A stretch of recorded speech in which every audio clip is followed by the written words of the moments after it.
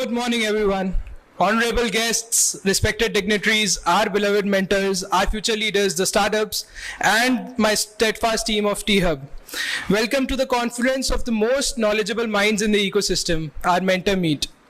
I am excited and enthusiastic about the day. And on this note, I request Dr. Sriram Iyer, the Vice President of the Ecosystem Innovation Team at THub, to deliver the welcome address to the group today. Sriram.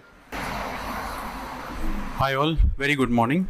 First of all, before I get started, from bottom of my heart, I would like to thank our Principal Secretary, Sri Jayesh Ranjan Sir, MSR, our CEO and CEO of Task, Mr. Shrikant Sinha, for taking out time. And I would like to thank each one of you.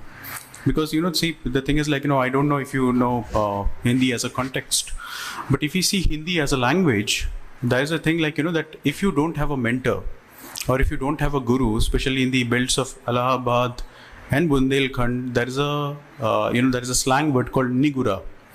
So it is probably the worst thing that you can get as address, that you don't have a guru. You don't have somebody to give you the direction. And I feel so fortunate here that, you guys, each one of you has given us that opportunity to create that startups which will really go to the next level, and it would have been in that Nigura status if you would not have put in your effort to take them to the next level. I'm really thankful to each one of you that you are here today, so that we can, and I welcome you to this entire event, wherein that we can exchange, we can understand that what exactly is your contribution, how you are doing. We can talk about it, not only how startups really feel, but what you are, and seeing particularly that that being this engagement so well, this is the first time that we have decided that we can spend almost half a day with you, understand, do things better in the future, how we can do better for the entire ecosystem, how we can collaborate. So everything has been planned up for the day. I'm really thankful for you for turning up today and supporting startups the way you have been. Thank you. Welcome note given by Dr. Sriram. Very happy to see so many of you. I'll just take maybe about 10 minutes to share a few thoughts and perspectives. As many of you would know, Hyderabad is, while we have done a lot in the last 6 years or so to strengthen the innovation ecosystem, the entrepreneurial ecosystem, Hyderabad, unfortunately, if you look at the popular perception or all the rankings, ratings, etc., it still doesn't appear in the top 3. And if you ask why is it, there are some shortcomings, some areas where we need to improve. One is that we do not have too many unicorns from here, which captures these days the public imagination. As you know, the speed at which new unicorns are coming up, the rate at which new unicorns are coming, and how of late they are becoming the poster boys of today's Indian economy, modern economy. Hyderabad has very little to contribute. Of course, Darwin Box is a big success story. Couple of startups who had roots in Hyderabad, which have become unicorns. They also owe definitely something to Hyderabad. But as compared to, let us say, Bangalore or a Gurgaon or a Pune, Bombay, we are behind. Even if we don't have too much to show in the unicorns bucket, even when it comes to attracting funding, just funding a different series, even early stage funding, various series rounds of fundings, we are much behind. We are actually, if you look at the funding, we are not in the top 3. We are not even in the top 5. We are below number 5, which of course has increased quite a lot. Not to suggest that we are stagnating. If you look at how it was 6 years ago, and how is it today, there is, I don't recall the exact numbers, but it is a huge jump, more than 150% or 170% or even more than that, etc. So on some of these conventional parameters, yardsticks, where people judge what is happening, which city is the happening city or the hotspot for innovation, we are not appearing. But as I said, you can only do this much and then hope for the results to come. One area where we really want to make a difference is the quality of incubation and acceleration which happens in this city. And I'm very sure that is very foundational. If this can be mastered, if this particular bucket we can really excel and become the most kind of sought after place for incubation and acceleration, rest of it will happen automatically. The kind of funding that we are expecting will happen. Some of the great startups will also become unicorn much easier, because see, while too much of hype is created about unicorn, my personal sense is that since the Indian market is so huge, if you have been able to identify a solution which meets the requirement of a large majority of that population, that startup is bound to become a unicorn. If it does not become a unicorn, something is very wrong with the founders or the team itself. So just the sheer size of the market pushes you to become a unicorn, and there's nothing much beyond it. So while I'm discarding this unicorn hype, and I don't want to join that rat race, but other things about the kind of funding, etc., which goes, most importantly, social impact. Are you solving problems? Are you being talked about? Are you the go-to solution provider for any particular kind of felt need which large number of people face? The bottom of the pyramid kind of thing. I'll be more interested in getting those kind of results. But as I said, for the present discussion, I'll be extremely delighted if Hyderabad is today counted as one of the best support systems for incubation, for acceleration, for scaling up, etc. And we are quite ahead as far as other cities go when it comes to government supported institutions. As all of you know, the innovation ecosystem that has come up in Hyderabad, government has played a very large part, a very instrumental part in putting it there. This is very unlike other cities like Bangalore. In fact, if you go to Bangalore and ask people, the typical answer will be that we have risen here just because the government has stayed away from us. Not because the government did something, but the government did not do anything harmful, and therefore we are here. And right now, as of late, you must have seen, startup founders are actually lamenting the inaction of government. You must have seen what the founder of Khata book, isn't it? He wrote, and how it became some kind of a, different kind of political parties jumped into this conversation. But what the Khata book founder wrote is something which everyone talks about Bangalore. Even, I don't want to, someone is recording, I don't think it will be appropriate to tell names, but yesterday a very major kind of a poster boy of Bangalore was here in Hyderabad. He also told that we have solutions for everything in Bangalore, but no one is willing to listen to us. So, that is the truth. It's not that solutions are unsurmountable, nothing can be done, but no one has any interest to do anything. So that is the kind of apathy which goes into Bangalore, etc. But in contrast, what you see here in Hyderabad, the kind of attention we provide in creating institutions.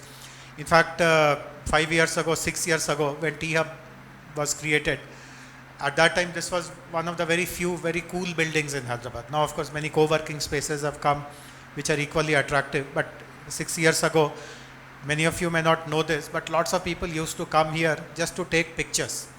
And many of them will ask that is there some permission to be taken to go in and take pictures and all. And I would tell them that there is some security access will be there. You are welcome to go and take pictures, but also try to understand what happens inside the building.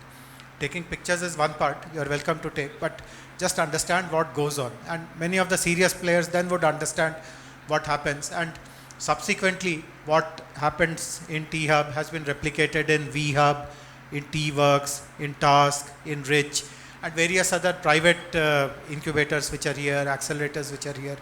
Government of India has created lots of incubators in their Government of India research institutions like CCMB, like IICT, and lots of universities, etc. have set up their own incubators, and THub has become some kind of a role model for all of them. They try to replicate, and when they try to replicate what happens, again, we try to highlight to follow the process which goes on here.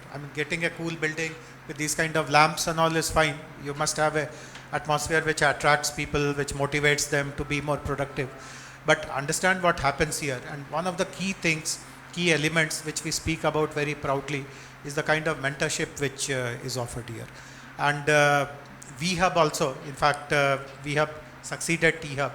And one of the things which VHub started with, while there are many things, many initiatives of theirs which are very unique, but one thing which they completely copied THub was the mentoring process. Like VHub's, if you look at the solutions and the offerings that they have, this is something which is very, very up there, so to say. So in Hyderabad, as I said, what is going on is already very praiseworthy.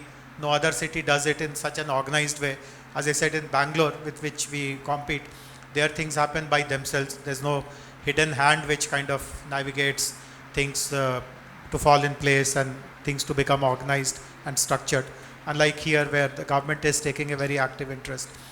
But at the same time, there are, in my opinion, quite a few things which we need to further look into and kind of strengthen our act together. Very recently, in fact, just a matter of a week ago, I attended the annual congress of the GEN. Some of you may know this. This is called the Global Entrepreneurship Network, GEN. GEN is a global body which actually works towards creating an enabling environment for startups across countries. They work with governments in creating good policies, good institutions, good infrastructure, and reducing barriers at different levels, and so on and so forth. So they play more of an advocacy role. And every year they host a congress. This year it was hosted in Riyadh.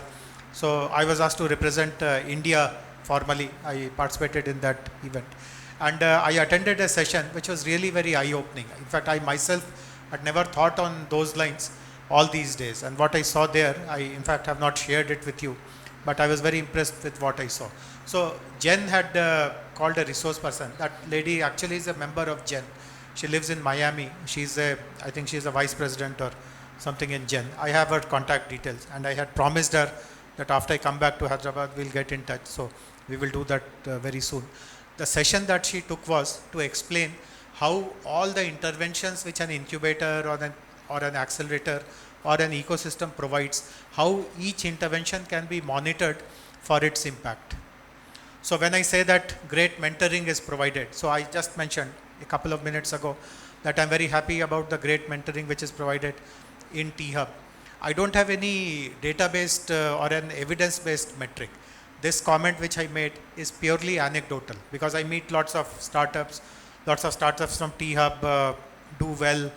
Sometimes they come into a stage where they have to launch their product, or they get a round of funding, they want to celebrate, or otherwise also they have some solution which is relevant for the government, they want to pitch before us. And when they come and interact with us, and if they are from THub or VHub or TWorks or any of this, when I use the word THub, it's a term which encompasses the entire innovation ecosystem of the government. So they do mention that they've got great support in THub. They could not have done so well but for getting into the THub. So anecdotally, they are all very happy with the kind of services, the kind of support, facilitation they get here. But that session which I attended mentioned that each of these can be quantified. So if someone says that I offer great mentoring, what are the metrics to check that? And this lady who took that session, after her session, I interacted with her and she offered to train us. And they have actually a kind of a template to measure everything. Every intervention, it's not just mentoring. Whatever else you also claim to do, everything can be measured. There are benchmarks and you can check, and you can even compare the performance of two mentors. Not that I want to do that, but possibly, theoretically, all those things are available, and it's a very dynamic kind of a template. It's not a template which is frozen in time. We also have to, because of experience, certain things of that template continue to move. But it's a very strong template, and I assured her that we will use it in Hyderabad. So we will speak about it later. But this is whether we introduce the template immediately or not. The point which I'm driving at is that let there be some outcome of this mentoring, which apart from anecdotal response that yes, this person was my guru, and without him I would not have reached this far. But what else can you tell about him? How many hours? What was the outcome? Did it help you move from this problem point to that solution end? And so on and so forth. So that is something which we would like to introduce very quickly, and we need not wait for that lady from Miami to tell us how to do it. I mean, we ourselves can figure it out. And of course, no harm in taking inputs from her. If something of value comes from her, nothing wrong in imbibing that. The other thing which I want to mention is, in fact, I'm on the board of VHub as well, and in one of the board meetings I gave this suggestion. I gave two suggestions actually, which I want to tell here. The first suggestion which I told her, actually it is like a hospital. I gave the analogy of a hospital, a specialty hospital, when I was talking to the board members and the team at VHub. So one point which I made was that, see, different startups have different challenges. Someone is at a very, very early level. They don't even know whether the idea that they have will be accepted in the market. So they are at an idea validation state. So can we amongst ourselves, this large, brilliant pool which is there, again like a hospital, someone becomes a neurologist, someone becomes a cardiologist. So can we ensure that someone specializes in very idea stage kind of validation? Thereafter, someone else may have some other issues. Someone may like to know what kind of technologies are suitable for this idea. So many of you are domain experts in technology. Can you be focused in that kind of a bucket? Similarly, someone else would like to know if there are government schemes under which I benefit. Someone specializes in understanding the range of government schemes which are there with national government, state governments, etc. You may like to know, can corporate support your idea? So as I said, different ways in which we can provide guidance and mentoring to them. So like this, a hospital, can we ourselves push us into developing some kind of a specialization apart from being a general mentor of having a broad understanding about the entire innovation process? And again, the second point which I made in VHub is again like that of a hospital. See, normally when you go to a good hospital for checkups, you may have some ailment, but it may require some cross examination or cross consultation with someone else also. So in good hospitals, this happens seamlessly. You may go to a general physician, but the physician may tell you that please talk to a, let us say, a nephrologist also. And he only will link you to that nephrologist. He only will ensure that your tests are done. And when the nephrologist checks you, he feeds his input back to your physician. He may then tell you that, okay, you see someone else for that matter, a cardiologist, for example. So it all happens quite seamlessly. So can we also have a system in which all this happens, and we use technology for that? It's not that someone has to physically run around carrying you to the nephrologist or the cardiologist. It's all done in an automated way. You can point out that I have guided him in this way, but now he wants to use a blockchain solution, and I'm not a blockchain expert, but in our pool, this person is a blockchain expert. So can you tell him which is the best blockchain platform that he can use, and so on and so forth. So a seamless way in which, so this is what I told VHub, and they are working towards it. See, what I told was that our responsibility once a startup comes into our space is for the totality of his experiences. I cannot tell that as VHub, I'll only help you with this, rest of it you'll have to figure out yourself. If that is how you respond to startups, then you are a failure. I mean, every issue of his has to be your responsibility, and sometimes you may have to even go beyond your conventional call of duty. Suppose it actually happened. I mean, it's not a very pleasant example to give, but I can still give it because it's a recent example. As you know, we had very difficult second wave of COVID. While the third wave was okay, the first wave was okay, but the second wave was quite difficult. Many of us have personally experienced it. Many of the startups also, some of their members, some of their founders face challenges in tackling the second wave. And I know that, I don't know about this place, but in VHub, quite a few cases were helped in that way also, like getting access to a hospital bed. Because we are from the government, we do have some influence in these matters. So helping them with oxygen, and these were very critical moments. I mean, the intervention would have made a difference between life and death also. So it was, I don't have to tell you about second wave. So even beyond your call of duty, you cannot raise your hand saying that what is my role in this? This is not a startup, your innovation related issue, whether you get bed or not. But you can't be indifferent, or you can't be, completely aloof to these kind of things. So once someone is here, take care of him holistically. So as a mentor, as a team which represents THub or the government before a startup, if there is anything which requires going beyond your call of duty, I'll be very happy if that happens, because these are things which don't happen in a Bangalore at all. These are things which don't happen in a Pune at all. See, as I said, the government is extremely apathetic in those cities. So as it is, there is nothing there. I don't think these kind of conversations would have ever happened in a Bangalore or in a Pune, etc. But since we do have this kind of a network where the government is very much an interested partner, a concerned partner, a caring partner. So make use of our presence. Many of these VHub startups, when they were looking at a go-to-market strategy, we have used our influence to help them access some markets which they would have just not been able to crack by themselves. Just because we have some leverage, we can twist their arms. We have some, some private companies have obligation towards us because they have received enormous help from us. And when we tell them that the startup has a solution which will fit very well with what you do, because of the obligation, they at least let them come and pitch. And many of the startups, because they have merit in their solution and product, they have been able to take it forward. So my suggestion is that I'm sure you have done a great job in mentoring, etc. But let us organize ourselves a little bit more. All the suggestions that I'm making, that first of all, there is a metric-based mentoring which helps us keep track, and we will introduce that. Either we will design those templates ourselves, or we will take help of the GEN, the Global Entrepreneurship Network. Similarly, encourage amongst us to put ourselves into some specialist kind of a role, in a specialist kind of a hat, so that at the THub itself, when some startups challenges become evident, we are able to guide them that you can go to this person or that person.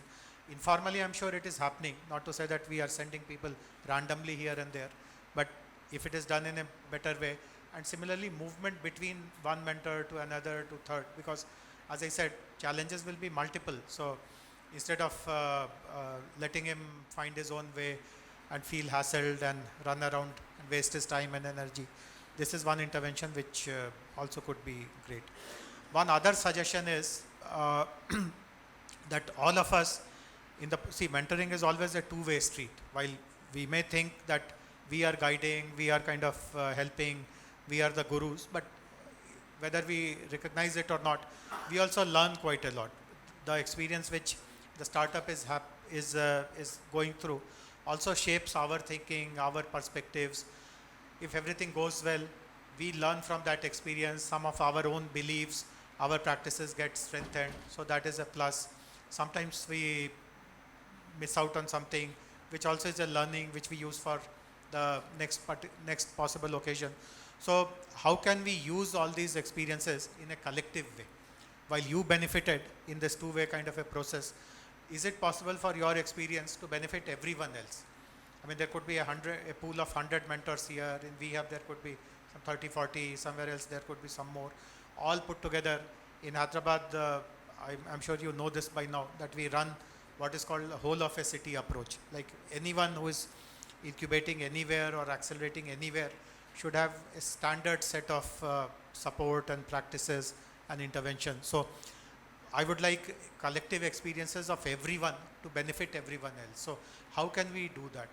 Can we have some kind of a portal on which mentors post their kind of learnings, or can we organize these kind of meetups in which some of these speak, or can we create a blog in which people post occasionally?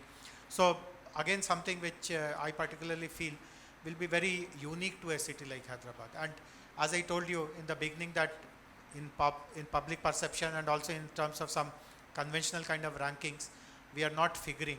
But if we do these kind of things, our reputation amongst the actual stakeholders, the main stakeholders, the startup community, the entrepreneur community, that goes up like anything. And we don't want anything else more than that. If all the startups world over, or let us say within India, feel that the best incubation support happens in Hyderabad, that is far, far more than what our expectation will be. Even if we figure last in some ranking, it does not matter to us.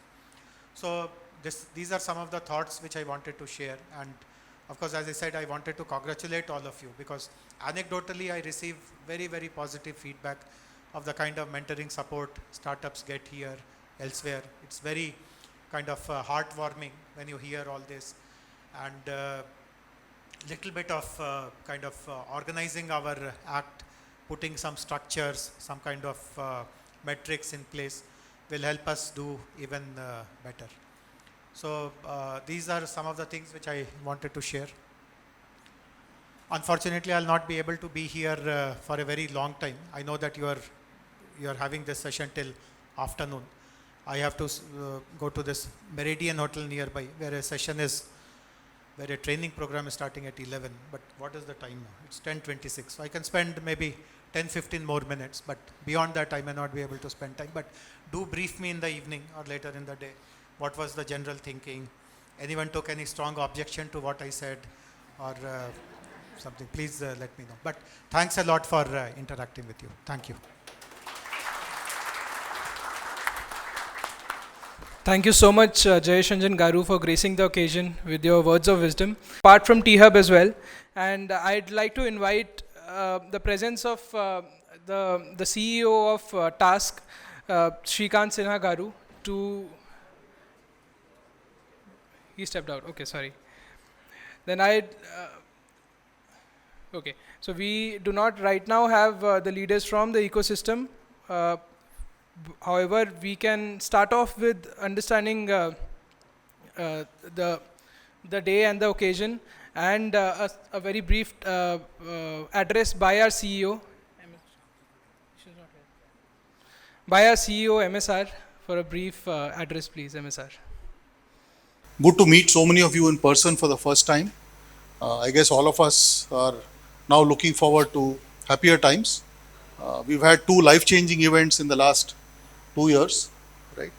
And it's good to see, first of all, everyone here without a mask, right? Such a relief, right? And I hope the worst of the pandemic is behind us. And maybe I want to start with one thing. I'm going to request every one of you to stand up for a minute because for 2 reasons. One is, let's pray for those who had a really tough time during COVID, one. Second is, we all know what's happening in Ukraine, right? And I think it's important that we, register our moral support for those who are going through so much pain and suffering. Please.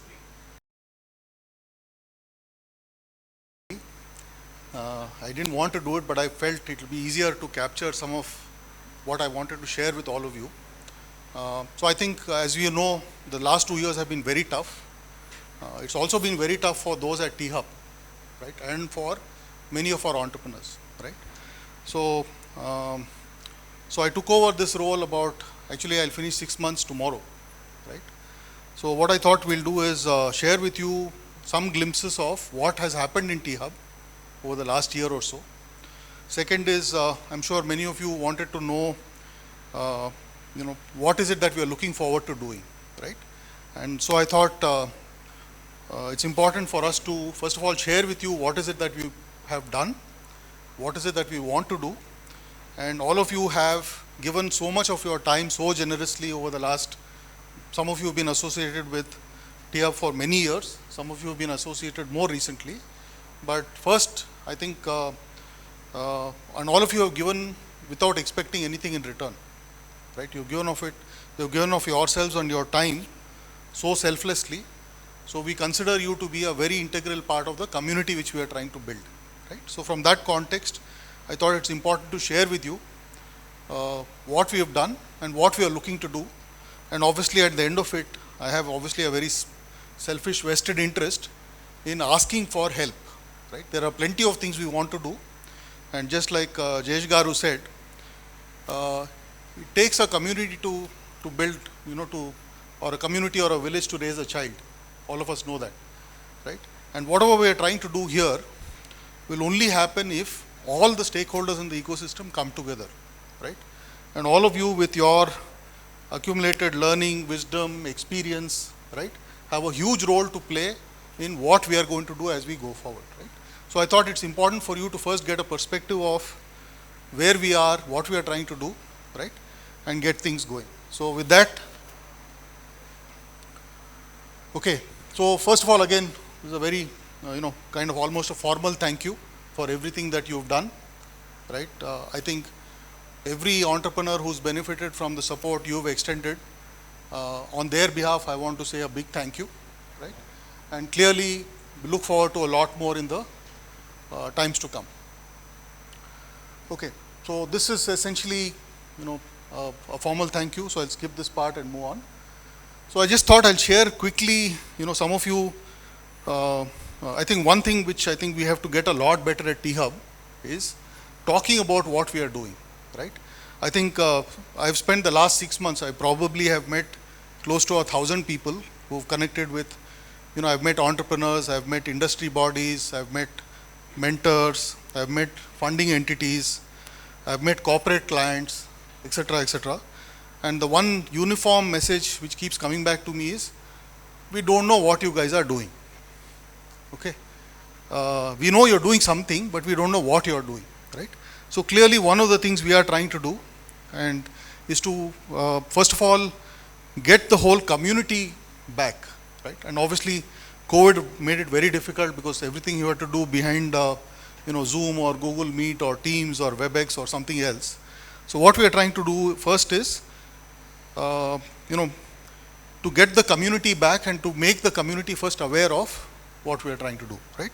And there's no more opportune time than now. First of all, COVID is behind us. Ugadi was over a couple of days back. So it's almost like new beginnings for us. So we thought we'll use this opportunity to give you a quick update on some of the things which have happened at THub, right?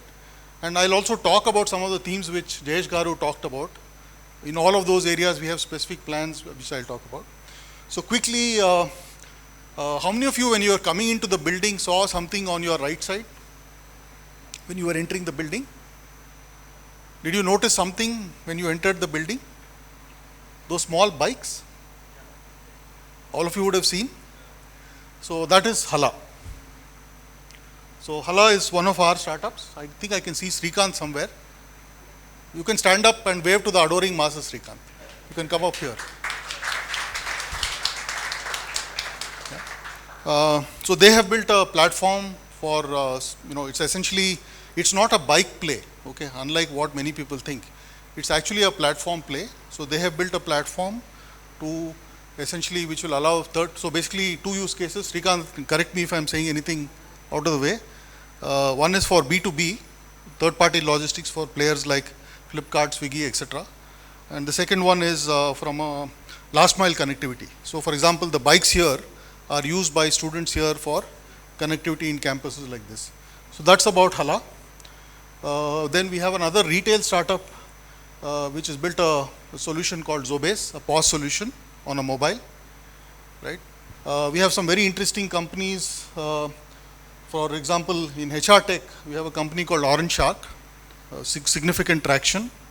And then our first startup from Sri Lanka, which is a company called Dracular, right?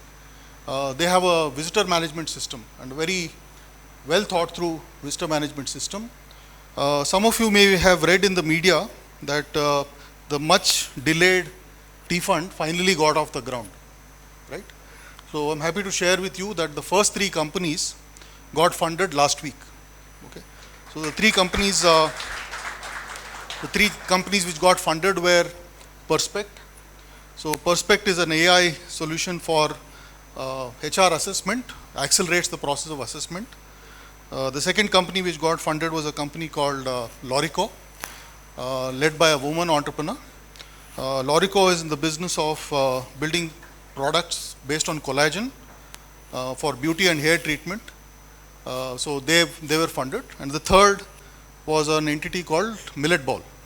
Millet Ball builds protein shakes from millets, right? So healthy options type of thing. And we will also shortly in the next week or so announce 4 more startups which will get funded, right? So the long awaited funding story has started. Again, we don't see ourselves as a fund, right, at THub. Our role here is essentially to give a leg up to the startups. One. Second is, I think when somebody puts money into a startup, right, it is a vindication of the fact that we believe in their story. We trust them to build a lasting, scalable company, right? So that's what we are trying to do with them. We also started last year an initiative on, so we have access to 3 sources of funding at this point at THub. So we have T-Fund, which is the Telangana state government supported fund. Then we have Startup India Seed Fund, where we get money from the center to support startups. And that money can be in the form of grants, convertibles, and so on, or equity. And then we also have set up I refer to it as a poor man's investment bank. Okay, very poor man's investment bank. Okay, so essentially early stage startups struggle to be able to get a good investment banker to support them, because typically if the ticket sizes you're raising are small, let's say about 1 crore or 50 lakhs, 3% is 1.5 lakhs to let's say 3 lakhs. And that's just not enough for any investment banker worth his salt, because even if you're raising 1 crore, 10 crores or 100 crores, the time to get a deal done is 3 to 6 months. Right? So the effort to outcome ratio for a banker is not adequate. Right? So we are doing this, and happy to say that 3 companies have been able to raise about 15 crore, 10.5 crores through our efforts. Right? So Startoon, and this we are doing across India. This is not restricted only to companies either which are only THub or Telangana based, but across. So for example, One Dios, this is actually a Delhi based company which has built a very interesting solution for air conditioning servicing. Right? Startoon is our own. Basically it's a device company which has built a device, a physiotherapy monitoring device, right, for us. So just to give you some sense of some of the action which has happened. So one of the things when I came here 6 months ago, so I said first let's try and understand, obviously you need to understand history, right, before you start trying to make changes of what's happened. Second is let's first define who our customer is, right. It's very important when you're trying to build anything to understand whom are we seeking to serve, right. So obviously we have many stakeholders, right, but I think it's clearly in my mind the most important stakeholder for us at THub is the entrepreneur, right, first and foremost, right, front and center of everything we do, and everything else we do around what we do, right, has to be what is it that we are doing to support our entrepreneur, right. So that's fundamentally what we've tried to do. So I took a leaf out of our Prime Minister's book, right. He has this famous penchant for coining these 3-letter and 4-letter acronyms. So this is borrowed from there, and I call it 6 M's and 1 P, right. So which is, how do we support an entrepreneur? So can we support an entrepreneur through access to markets, access to money, access to mentors, and then obviously you can add things around mindset, motivation, and partnerships, right. So this is what we've been trying to do. And also I think one of the things we are trying to do, part of which what Jayesh Garu referenced right now, is to actually start measuring impact of what we are doing, right. Today a lot of what we talk about is anecdotal, okay, meaning we say, listen, we think we have done a great job, but that's not really evidenced by what feedback sometimes we get from the entrepreneurs themselves, right. So there's, you have to look at yourself in the mirror sometimes and start being honest about what you're doing, right. So one of the things we are now trying to do is to make sure everything we do from our programs is actually outcome driven, right. And I want to just pick on one mentor who's sitting in front of me, Anish here. All of you know Anish? Okay. So just for those of you who don't know Anish, Anish is the founder of MyGate. Okay. And MyGate is, I think, one startup of which THub should be inordinately proud of, right. So I think the largest funded startup from THub, we have raised 56 million, and second, despite so many people gravitating to other waters, they have stuck here, right. So Anish has been very, very helpful and supportive, not just of the entrepreneurs, but also of THub, right, and he has pushed particularly me and my team to start thinking about outcomes. So thank you. Right. So this is what we are really trying to drive, and what I want making a call out to all of you is saying that we are now starting to get together in person, right. So I can see Vikrant there. Thank you, Vikrant, for being here. For those of you who don't know Vikrant runs a very successful fund called Succeed, right. Is to get all the players in the ecosystem to get together, one. Second is, I think this, because of COVID, right, we've just had not this opportunity of getting people together and starting to talk, right? And what I'm trying to see is when you talk to so many people and you start connecting dots, right, you find that first of all in Hyderabad there is so much goodwill, right, despite what we have done or not done, first. Second, we have to find a way to harness that goodwill, okay? And we are hoping that when we start doing things like this, people will start interacting with each other and we'll find things which we can work together on a common, united, collaborative way. Okay, so some more quick highlights. Just thought I'll share with you a few things here. I won't read every one of these. So the first thing we've been able to do is I'll just talk a little bit about OHub.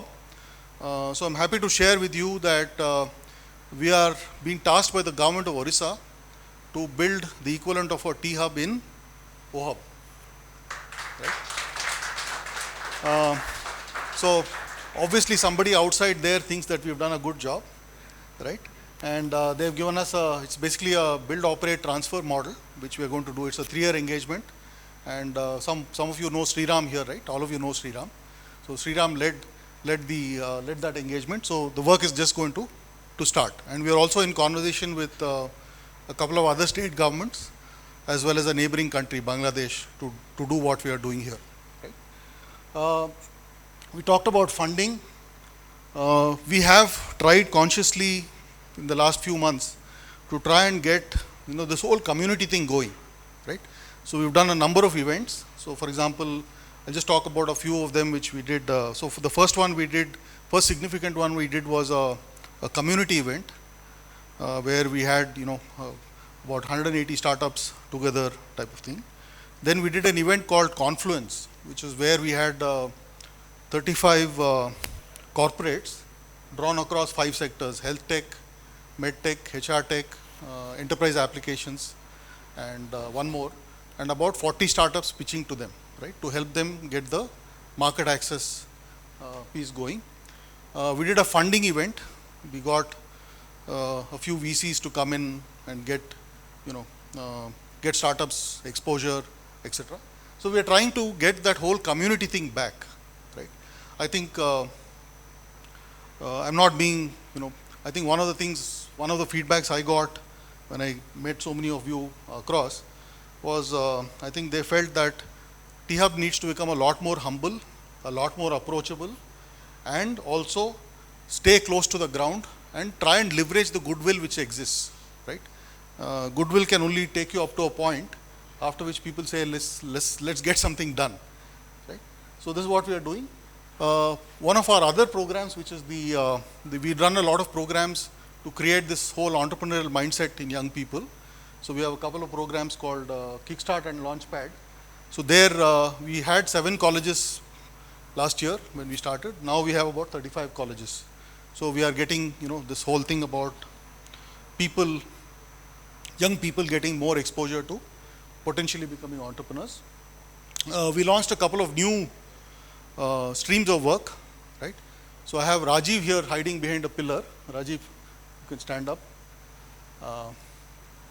So Rajiv has been a mentor. He's also supported us in launching a program on EV, which is the new space. So essentially, it started out as a program for skilling, but it's also now evolved to a program for entrepreneurship. Because we do think with EV, with the advent of EV is right now, I was reading yesterday or day before in ET, I think EV market share is still about 0.7% of the overall passenger vehicle market, but that number will go up gradually. So there will be tremendous opportunities for entrepreneurship in the EV space, right, across different areas: sales, service, manufacturing, etc. We also launched a program on Tollywood. Is obviously, everyone knows the 2 biggest hits of last year were from Tollywood. So there's an opportunity for creating a set of entrepreneurs around the cinema space, right? So which is sound, cinematography, editing, etc. So we started that. We also, as you know, we support many of our startups through full service provision, which is cloud services, legal services, accounting services, all of that. So we now have about 97. We had about 80 in the beginning of last year. So we added about 17 more partners, and some of you in the marketing space, etc., have been very supportive. Right? So that's just a quick snapshot of some of the things we've done. We run a program with Atal Innovation, which is basically on 3 sectors: healthcare, mobility, and so on. So there again, we've been able to support all our startups with access to corporates, to governments, and academic institutions. We started a angel funding program. Rajesh, if you can come up back, though they can't see you at the back. So Rajesh has been himself a successful entrepreneur, and he runs the T-Angel program. So we managed to get about, I think about 40 plus angels onto the program, and they've now started writing checks for our startups. So all of you high net worth individuals, please do become part of the T-Angel program. Thanks. So we've just actually, some of them have already got funding. So for example, Magnific, right? 2 deals right now in process, and we should be able to announce them in a week or so. Obviously, till the money is in the bank, one can't make noise, but it will happen. Right? So what we are trying to basically do is to increase the pool of capital and all of that to startups. Okay, so having said that, I thought I should just spend a few minutes before we get into what we are going to do in THub as we move forward. I'm sure one question is, when are we moving to phase 2? I'll talk about that for sure, right? But there are other things as well we'll talk about. So I just thought, so we did once, obviously, every new CEO has to do this, right? Exercise. Sit down and do a SWOT, and then tell people, listen, I'm coming up with a whole new strategy. So I have also fallen victim to that. So I've come up with a new strategy. I won't read all of this. Most of it is self-explanatory. But I'll put it this way. Fundamentally, it is about making THub relevant. Okay, whatever we are trying to do is about making THub relevant and about adding value to the community which we work for, which is entrepreneurs. Right? So I won't bore you with all the anyone wants to spend time on this, and anyone has any suggestions on what we can do to address each of these problems, please reach out to me. Right? We'll fix up a time. So we'll become, so one is being relevant, second is being accessible, right? So I heard that from a lot of people that they felt THub had become very distant, disconnected from reality and living in ivory towers. So hoping that some of what we are trying to do will make that perception go away. Okay, so what is it that we are trying to do here? I'm going to spend a few minutes talking about some of the things which Jayesh Garu talked about. I'll throw some numbers at you, and then I want to we have a session, Sanjay and I have a session later. I want to use that also as an opportunity for some brainstorming to be done on a few things. So let's talk a little bit about one of the themes he spoke about, which is about funding, right? So if you look at funding, last year, right, about close to 900 million came into Hyderabad. 898 million came into Hyderabad, compared to about 370 million in the previous year. So we can all pat ourselves on the back that there was a 121% increase in funding, but then the reality sinks in when you look at the numbers which happened in other cities, right? So we had Bangalore was 30 billion, okay? So we got 3% of Bangalore. Even Delhi got 18 billion, okay? Billion, right? So we got 5%. Sorry, that was Bombay. And Delhi was 10 billion, right? A city further down south, Chennai got 1800 million, okay? Almost double of what we got. Even poor little Pune, right? I was trying to sell to him saying why he should move here, right? Was 1.5 billion, right? So we are 6th, right, in the funding table, right? So when you think about it, why is it so? Why are we so behind? So obviously there are some historical reasons and all of that. But I think it's also to do with the fact that we have some legacy issues which we have to overcome. And more, it's about creating an environment where, see, capital chases good ideas and good entrepreneurs. Very simple, right? So we need to build a system which will support entrepreneurs who can scale to the next level. So that's what we are trying to do, right? So what we've tried to do is, now if you want to create an impact, okay, there are, I think, two horizons at which we have to work, and which is what we are going to try and do at THub as we go forward. The first one is what we've been traditionally doing, which is working with early stage companies, right, and supporting them, incubating them and getting them to the next stage. We have honestly not done a lot of work in the acceleration space. Okay, we talk about it, but if you ask me to give you 5 examples of companies where we have had significant role to play in accelerating their progress, right? Let's say getting them to a Series A and beyond, right? Or even getting them, to let's say IPO types. Honestly, we haven't done much, right? So what we are trying to do is, now if you want to create, and I come from Bangalore, I'm a Hyderabadi, grew up here, did all of that here, went to Bangalore for 27 years, and then came back. So I think I have, that way I think I can say I have a perspective of what's happened there and what we need to do here in Hyderabad. So 2 things, right? So Bangalore had 2 big, inflection points in the entrepreneurship journey. So one was Infosys in the 90s type of thing. The other was Flipkart. Okay, we didn't have anything like that here in Hyderabad, right? So when Infosys happened, post that, many service companies, Mindtree, etc., happened. Flipkart, all of us know what happened after that. We haven't had that here, right? So, and obviously we have one Darwin box, right? Hopefully we'll have some more as we go along. But if we want to really create a large impact overall, see, we have plenty of things going for us in Hyderabad, right?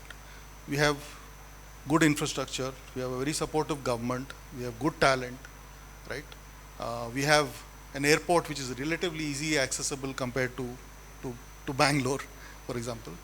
We will not die of pollution like in Delhi, right? We will not sweat to death in Bombay or Chennai, right? But something is missing, clearly, for us to make things happen. So what we thought is, we'll do 2 things. First is, whatever we are doing today, for example at THub, which is essentially the Horizon 1, right? The Horizon 1 part is very simple. It is about executing better what we are doing today. We are doing a few things. It's about doing things sharper, more focused, getting entrepreneurs to scale quickly, giving them all the support they require to get to the next level.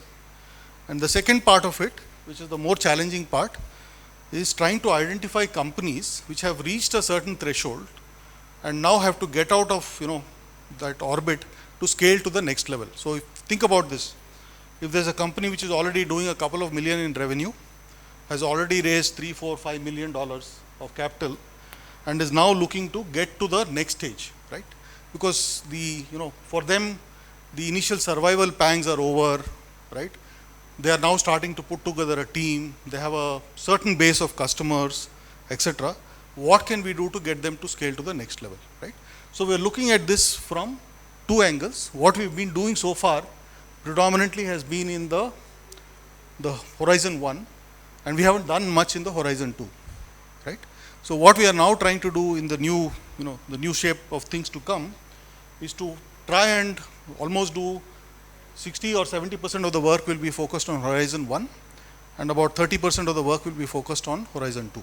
So we've started doing some work, and this year hopefully you'll start to see some really more visible action on the ground.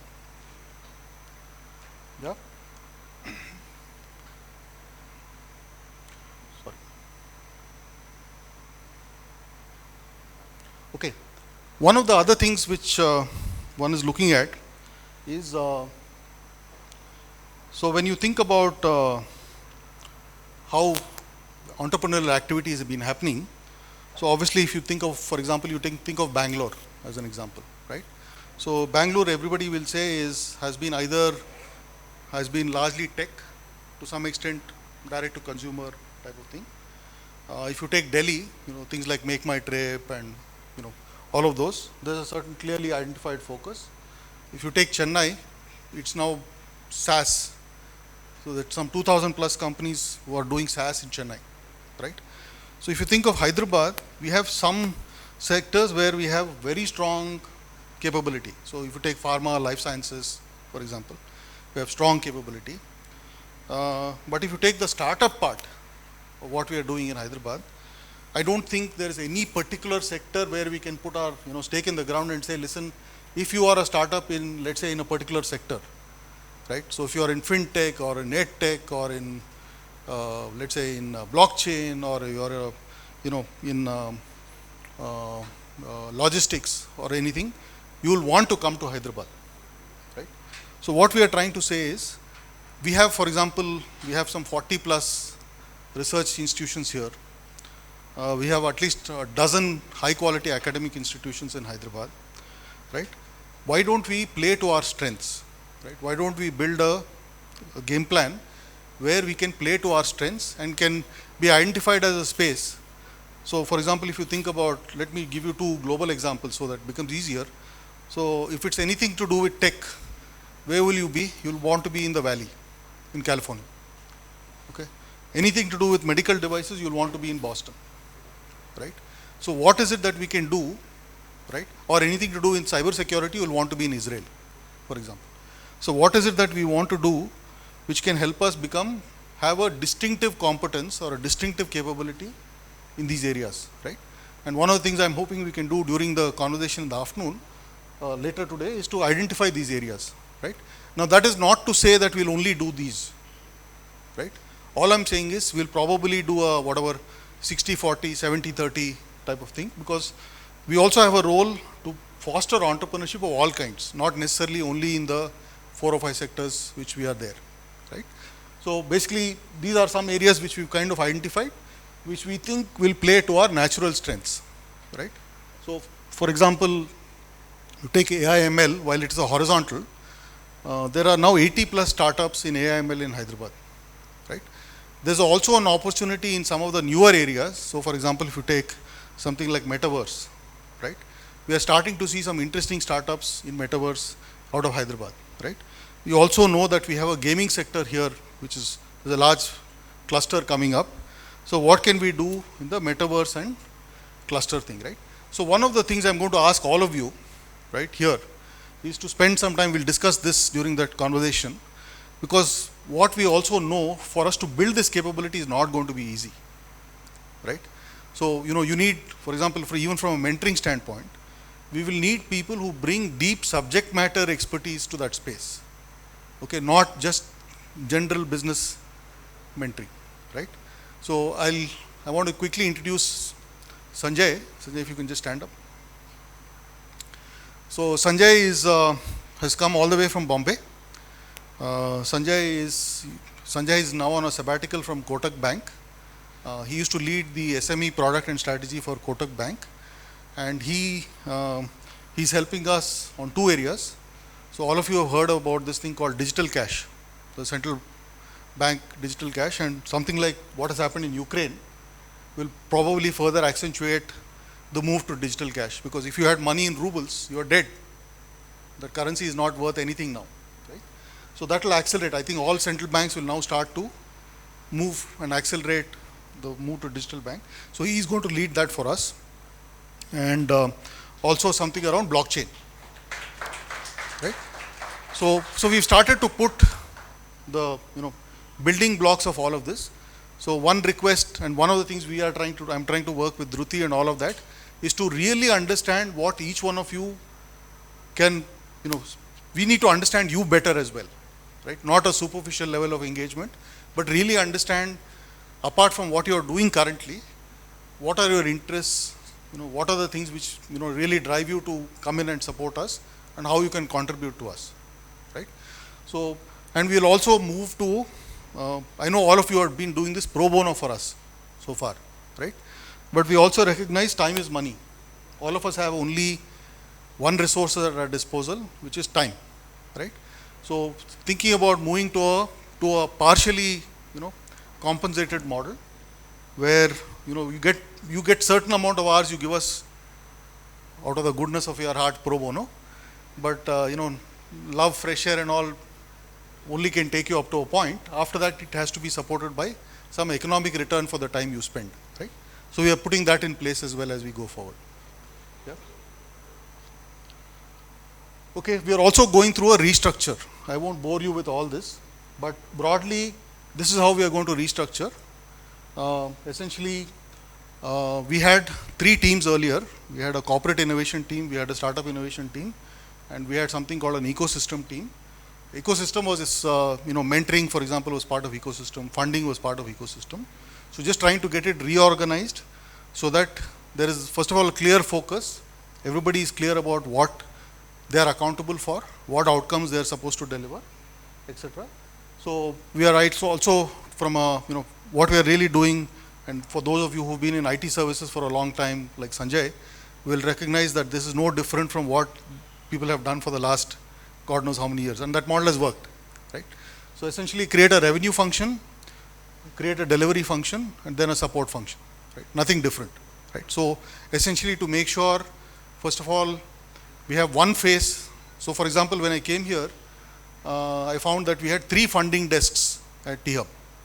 So we had 3 different teams trying to help capital raise for our startups. Which means, imagine, for example, if Vikrant was there, Vikrant would get hit on by 3 of us from THub, which doesn't make sense, right?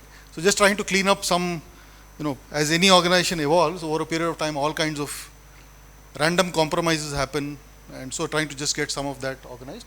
So broadly, this is what it will be, which is have a revenue function, have a delivery function, and then the support functions as we go forward. Yeah. So that's, I think we're done, right? Last slide. So that's really a quick snapshot, and I thought I'll just share this with you. Probably have taken a little longer than I originally planned to, but look forward to your support. And as I said again, at the risk of repeating that old tired cliche, it takes a village to raise a child, and replace child with entrepreneur, and replace village with the community we are trying to build. So look forward to your support, look forward to getting to know all of you one-on-one, and I'm sure together, I'm hoping that if we meet here next year same time, April 6th, 23, you will find we've been able to make a significant impact. Thank you.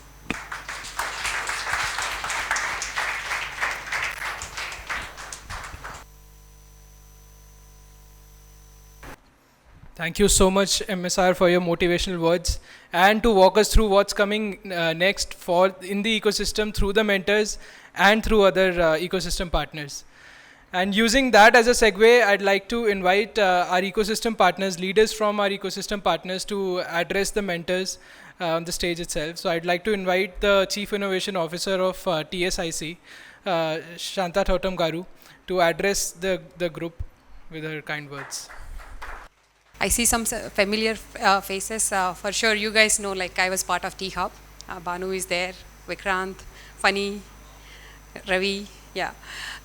So I was with THub for almost like 3.5 years. I still feel like half of me is still with THub, although I started working with TSIC. So at THub, I spearheaded corporate innovation programs, and I know the worth of mentors, what mentors can do for startups, for sure. When we were doing the accelerator programs, we got the corporate team members to also mentor the startups, especially with the technical details, when they develop the proof of concept and work strategically with the corporates. So it's like a make or break deal. I always say that. Thank you so much for being part of THub, and you will see really good number of startups who will be interested in working with you. Your subject matter expertise is invaluable for startups, and the commitment is what we always look for. And I'm sure, like, you are here, you've been chosen, means like you are already committed to this engagement.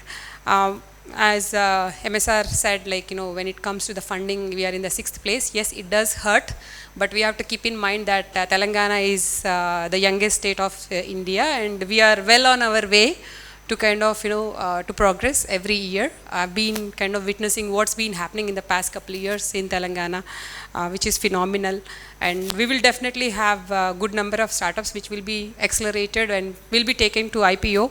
I know it's a big responsibility for MSR, but I'm sure like he will definitely do that because he worked in Bangalore and the ecosystem, and he understands the voids. He already assessed what is happening in Telangana and how would we kind of take this game to the next level. I wish you all the best, and Telangana State Innovation Cell, we are doing a lot when it comes to building and nurturing the culture of innovation across the 33 districts of Telangana. So we are not just focusing on startups, but also how would we kind of build the pipeline for getting good number of startups into the ecosystem. It's a great journey so far, and I'm sure each one of you will enjoy this journey association with THub, and the branding for sure. As soon as you kind of tell everyone you are from you are a mentor for THub, then certainly you will be taken with a lot of respect, and even at some events, some people kind of recognize me and say, you are part of THub. I said, yes, with all proud, with that, with the, I feel like, I bleed THub for sure. So I'm sure we will share more stories at next level when we meet again, your stories on interacting with startups and association with THub, and I'm sure it's going to be super awesome. And we might also look into mentors. I'm pitching here MSR, sorry about that. For Telangana State Innovation Cell, we might be looking into mentors too, to help grassroots innovators. They come from different backgrounds and settings, so but we haven't thought about it what exactly it looks like, but we'll definitely come back to you. I wish all of you guys the best and success association with THub. Thank you so much. Thank you so much, Shanta Totem Garu, to grace the occasion.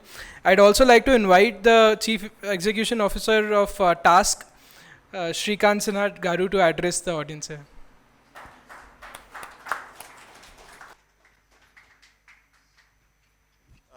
Good morning, and MSR, thanks for putting me on the spot. I never knew I needed to, address the audience. But thank you very much. It's indeed a pleasure and an honor being present amongst all of you. I think when we talk about mentoring, the biggest thing that we should realize is we are supposed to tell people how it is to be done, not do it for them. That's point number one. And also ensure that we don't tell them what needs to be done. You need to just show them the path.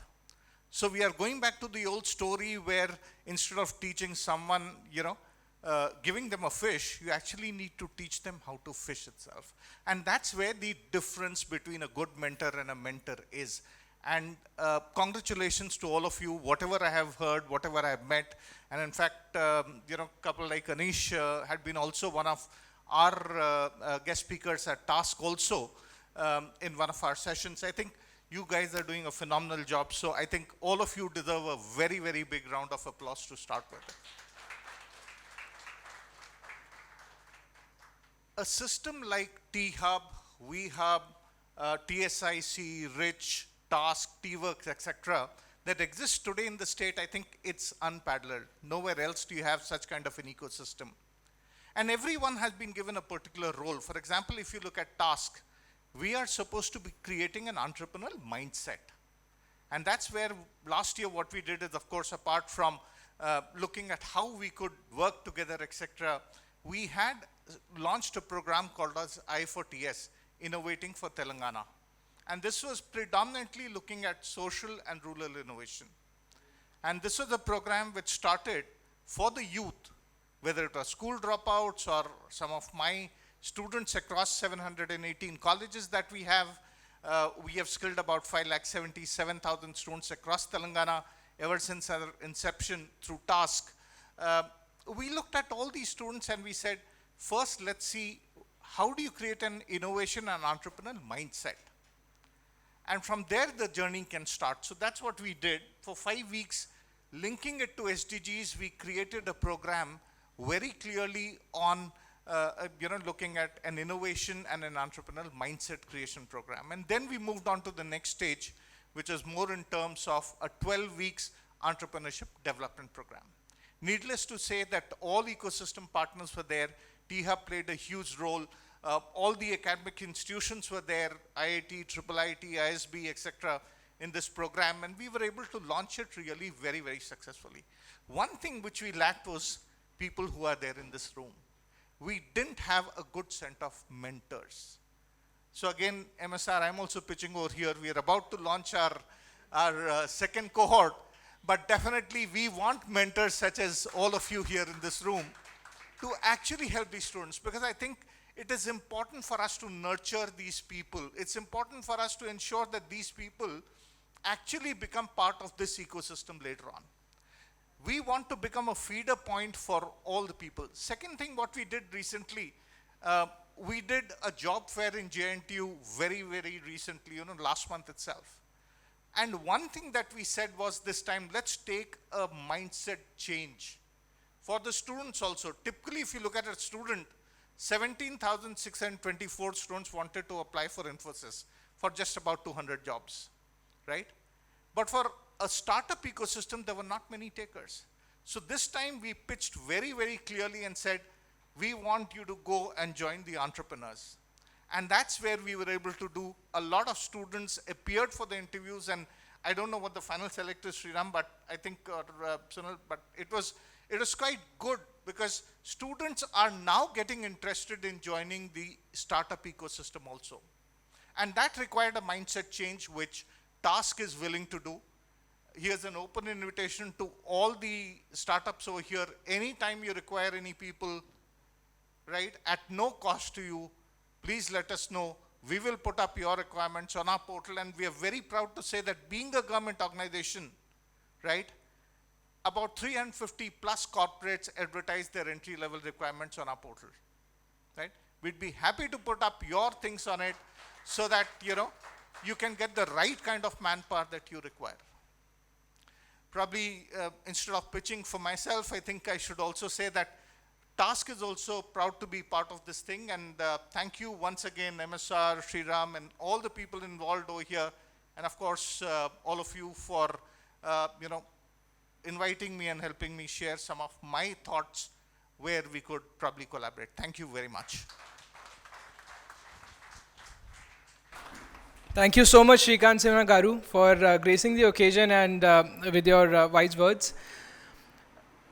It can be clearly seen that how significant knowledge assets our mentors are when we see leaders from the ecosystem pitching for you at an event at THub. And using that as a segue to the next section, which is hearing from our mentors themselves. So we have been privileged enough to have a pool of really good knowledge assets that is our mentors associated with THub. However, we would like to call a select mentors on the stage to address the audience and share their experiences of THub. So I'd like to first of all invite our one of our star mentors, Mr. Ravi Kumar Jain. He's the director and professor of finance and at Symbiosis Institute of Business Management at Hyderabad. Sir, before you begin, just wanted to share a few credentials about yourself. So, your association with us is everlasting, and your experience and expertise in agri-tech, ed-tech, and go-to-market strategy, acceleration, business strategies, and guidance to a startup, and also in and around the ecosystem has been immense. We would really like to hear from you and your experiences. Thank you. Thank you so much. Very interesting to, first of all, see all of you all, most of the friends, my association from, day one, THub 6 years, and my association almost is that. Seeing people after a long time in person, flesh and blood, without masks, difficulty to recognize without mask, in the morning. So he said, please wear the mask so that I can place you. Okay, so that introduction of professor sounds, professors, what he is doing it, entrepreneur. I call myself as I introduce myself as a banya with a penchant for academics. I hail from a Marwadi jewelers family, and my first startup was a jewelry segment in our family business. And 2 campuses I had an opportunity to build, academic campuses. I don't know, we talk about millions of dollars and all, so maybe it was around $15 million of investment so far in academics that I championed, and taking up one more project, Indian currency for 450 crores, a new campus in Mumbai. Just to place that, I'm relevant to the startup world, because normally when you say professor, startup pe kya kar raha hai? I enjoyed my journey with THub so far. MSR, from a speed dating format to a more organized, structured way of engagement, the THub has moved in the last 6 years a long way. And what we could achieve in terms of impact, in terms of number of aspirations that we have nurtured and touched through not just THub but the entire ecosystem, that is, so many clusters like Task or T-Works or T-Funds and all. It was so heartening to see Perspect AI. Is Jignesh here? My first mentee in Facebook cohort, if I recall, it was the first Facebook cohort, and he was my first mentee, and I see that T-Funds has funded him. So very heartening. I don't see Jignesh here, but I see that somewhere he gives his location as cabin 2. Still there. Okay, great. So convey I would try and catch up to convey my wishes to him. It was an interesting experience in terms of learning and also inspiring to aspire big. As Srikanji said, just show the path, you don't do for them. So many a times the occasions where the temptations were, sir, can you get us these leads, or can you get us, some hook up with some funding guys and so on. But perhaps, we restricted ourselves to ensure that they work on the idea, strengthen their strategies, and work on their business aspects, so that they automatically get attracted, funds get automatically attracted. Though THub doesn't have anything to boast about, the so-called Soonicorns or unicorns and all, but as Jayesh Garu has said in the morning, the number of lives that this place has touched is immense. I'm not sure if that can be said for the other places, and we are very proud to, I'm personally very proud to be part of this ecosystem, and this place also has given a lot of good friends, a lot of professional associations, and a lot of learning from the startups. So I'm sure going forward I'll be able to continue doing the same in whatever way possible.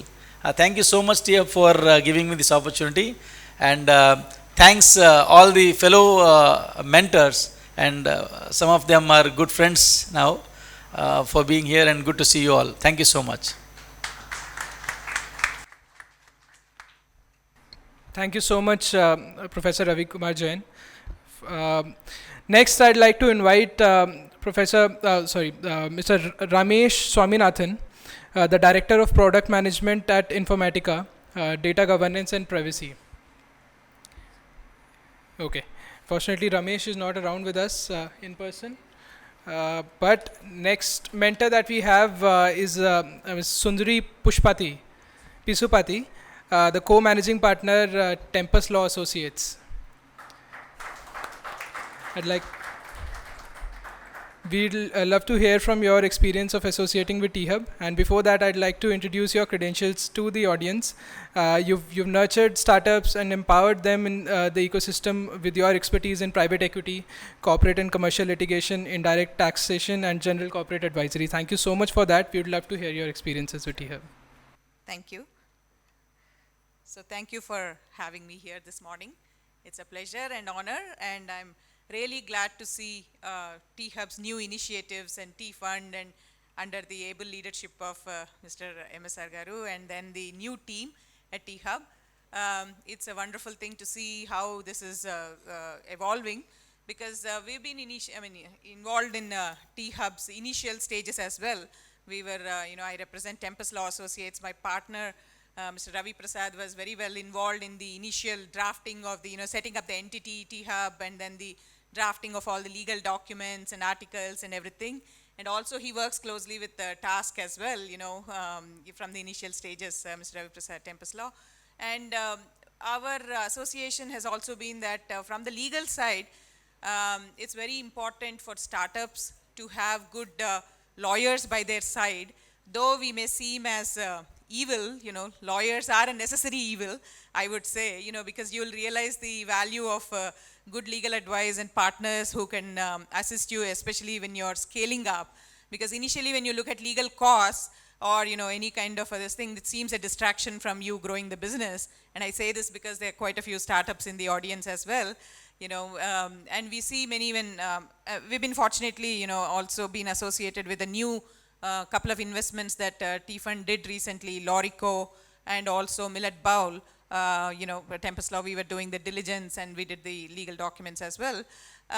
What we see is, especially in the initial stages, labor law registration, say Shops Act or any of those other offer letters, employment agreements, which is not really, well, some of those are neglected by the startups initially. And when they really come to hurt is when there is some kind of all the team members, people who have been closely associated with the innovation or intellectual property go join a competitor. That's when you start looking at, is the non-compete working, non-solicit working. And then of course, there's a stage to everything that you want to get it done. So some of the registrations and then FEMA compliances, it's good to receive money from outside India, but there's a lot of compliance reporting, which if you neglect, that will come to hurt you at a later stage when you have to repay or repatriate. So there are multiple areas where we see, and also 3 or 4 founders come together, set up the startups, but don't have the proper founders agreements or, your own internal agreements. And so after some time, with the fatigue or startup journey, if somebody looks to exit, you don't know how to deal with, all the equity that is sitting with the other founders. So there are quite a few legal issues that we generally see. And, it's important to take care of those. And that's how we've been mentoring. And also when, companies are not doing well, they have to shut it down. How do you comply with all the statutory compliances? You can't escape income tax. You can't escape the statutory dues. So, quite a lot of issues. So we've been advising companies who are associated with T-Fund and then T-Hub for a long time. And we look forward to a continued association. And, congratulations to all the initiatives that are happening. Thank you. Thank you so much for your motivational words. Next mentor that I'd like to invite on the stage is one of our key mentors who has been also working along with us since really long, Millie Kataria. Millie, please welcome you on the stage. Millie is the head of branding and marketing at HESA, one of our T-Hub startup itself. And she has been associated with T-Hub, as I said, since years, and has been using her expertise in market segmentation to go-to-market strategies, to growth strategies to help startup in their journeys. Millie, we would like to hear from you. Thank you. Thank you so much, everyone, and a very, very good afternoon. Basically, it's really great to see so many people, with the same drive to help startups and make them grow. I don't have too much to, probably speak about how or what do we do. I mean, marketing and branding being the most, the most used or most, the most used term nowadays, because startups, they have to go to the market, they have to present themselves, they have to showcase their products and services, and of course build a brand for themselves. So marketing, like I always talk to my startups and say that that is a parallel or it's a horizontal which runs in tandem with all the industries, and at the end of the day, you have to be part of the entire, take business and, work and work towards marketing and branding your products and services. So having said that, it's just that what I have seen with startups and what I have seen during my mentoring with startups, this aspect is somehow lost when they are building the product, when they are conceptualizing or even trying to go to the market. It's very important for the founders to internalize that, this is an important aspect and it has to be addressed in the same manner you're addressing your product or you're addressing your, your funding challenges. So that is what I have been talking about with my startups, and it's very important, when you are a mentor, that you first build that rapport with your founder.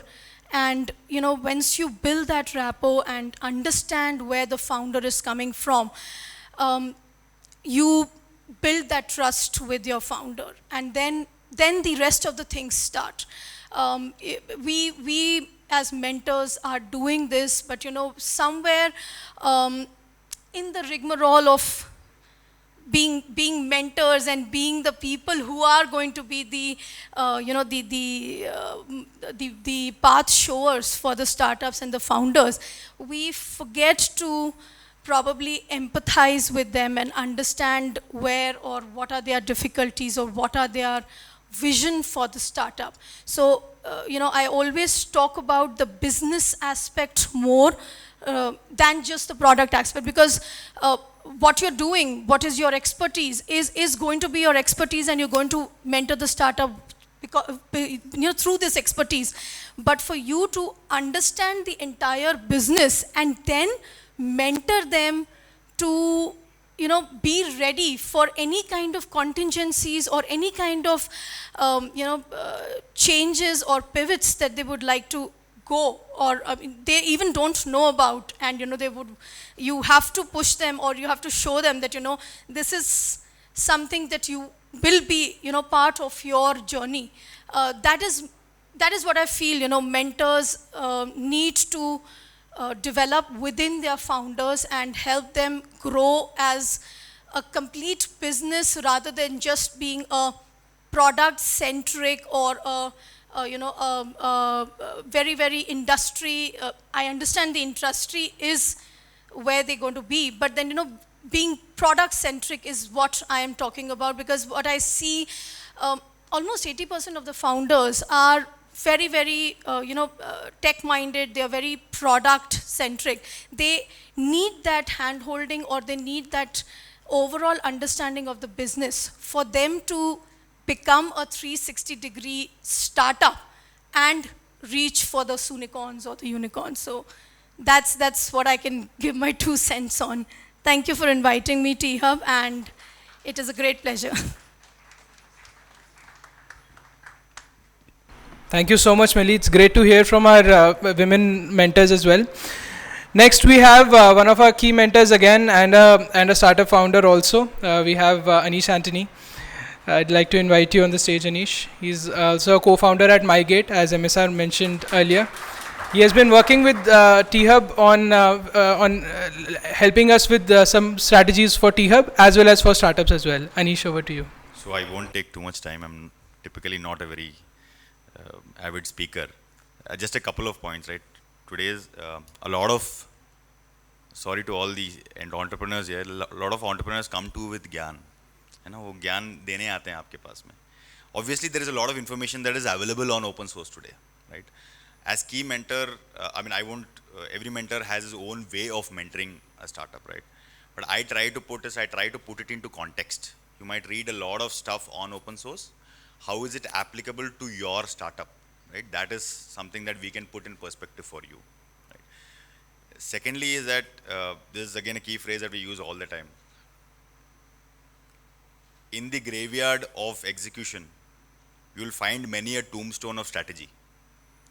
सारे strategy आके वहाँ पे दफन हो जाते हैं execution में, right? So please try and put the execution perspective also in place for them, because most of the time, if you see the percentages as well, right, they are around 68,000 registered startups in India. And they are, somebody mentioned that there are 61 unicorns, right? You put that into percentage, execution will be a very big element in those guys not making it, right? They are very big names. They are Ola Eats, Uber Eats, all of them, sare aake dafan ho gaye na, right? So the perspective that I am trying to give is, try and put them into context for what they've come, what knowledge they come from open source with. Second is try and hold their hand in execution as such, right? They believe that their pitch deck is the best, but maybe we can give a few inputs on what actually we are looking for or investors are looking for, right? And what is acceptable by the market. I think I try to add my 2 cents from that perspective, but beyond that, I think it's all for the entrepreneurs to travel the journey for themselves. Thank you. Thank you so much, Wing Commander Anish Antony, for your address. Next, we would like to invite Mr. Vikrant Varshney from Succeed Ventures to address the audience. Vikrant has been working with THub startups to help them understanding funding and also with funding avenues as well. Over to you, Vikrant. Thank you. That was surprise for me. I wasn't expecting, but glad to see many known faces in the room. I've been with THub since 2015 when I decided to come out of my corporate attire. I still wear cufflinks. I can't give up on them, but I guess I was told initially, like it was told to THub, that you're not approachable, so I started to fold my sleeves. But startup founders, you know, they have their own passion, and we just need to see that we channelize the energy. I like the slides, MSR. All slides were very full of strategic thinking, so I can see how you have started to think differently, and which is very interesting. They were not necessarily update slides, but they were strategic thinking slides, which means we are going back and starting to think for our next wave of journey. Happy to support on that process. When I started, I initially was an angel investor like many of you in the room, and then we gradually started to make that as an angel network, now to an angel fund. Ours is a small 100 crore fund supporting early stage companies. So happy to work with all the THub companies which are part of the slides or which are in the other initiatives of T Angels and others. So happy to work on one of the M for sure from your slide. Happy to work on market access to a certain extent based on whatever I've done and whatever our network of investors have from that. And I also feel, you know, this mentor network that we are creating is something which is unique, right? We saw Shrikant also trying to see if he can use some of it.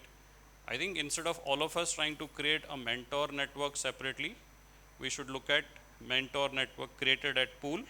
And if my fund and my portfolio company need a mentor access, instead of me creating a mentor access separately, I reach out to you and saying, from this pool, can I take this mentor to help this portfolio company, right? So shared services of mentor network rather than individual mentor network managed and supported by everyone. That would be my support and my input. I am similarly in any of your guys, if you have a network, they are looking for funding, happy to look at them. We supported 1,600 companies last year, and we did 56 investments in last 1 year. So we are rapidly investing. We are local Hyderabad based, so anyone who's in Hyderabad, Telangana, Andhra, all of that would definitely be close to us. We are in any case geography agnostic, so we continue to support everyone. But we are also happy to collaborate in everyone in ecosystem. We have a very good relationship with TAI in Hyderabad, with Hyderabad Angels, with few other venture capital bodies like Parampara, which is a new avatar now, and all of others as well. So collaboration, I guess, is the key, and look forward to work, all of you. Thank you. Thank you, Vikrant. It was wonderful hearing from you. We have heard from some of our key mentors. Now we can hear from some of our key startups. As MSR rightly mentioned, startups and entrepreneurs are at the middle of our ecosystem. So we'd like to invite a few startups to share their experiences of how they enjoyed the mentoring session and how it added impact and insights into their startups. I'd like to invite Binyas from Eat Coach Eat to share their experiences with THub.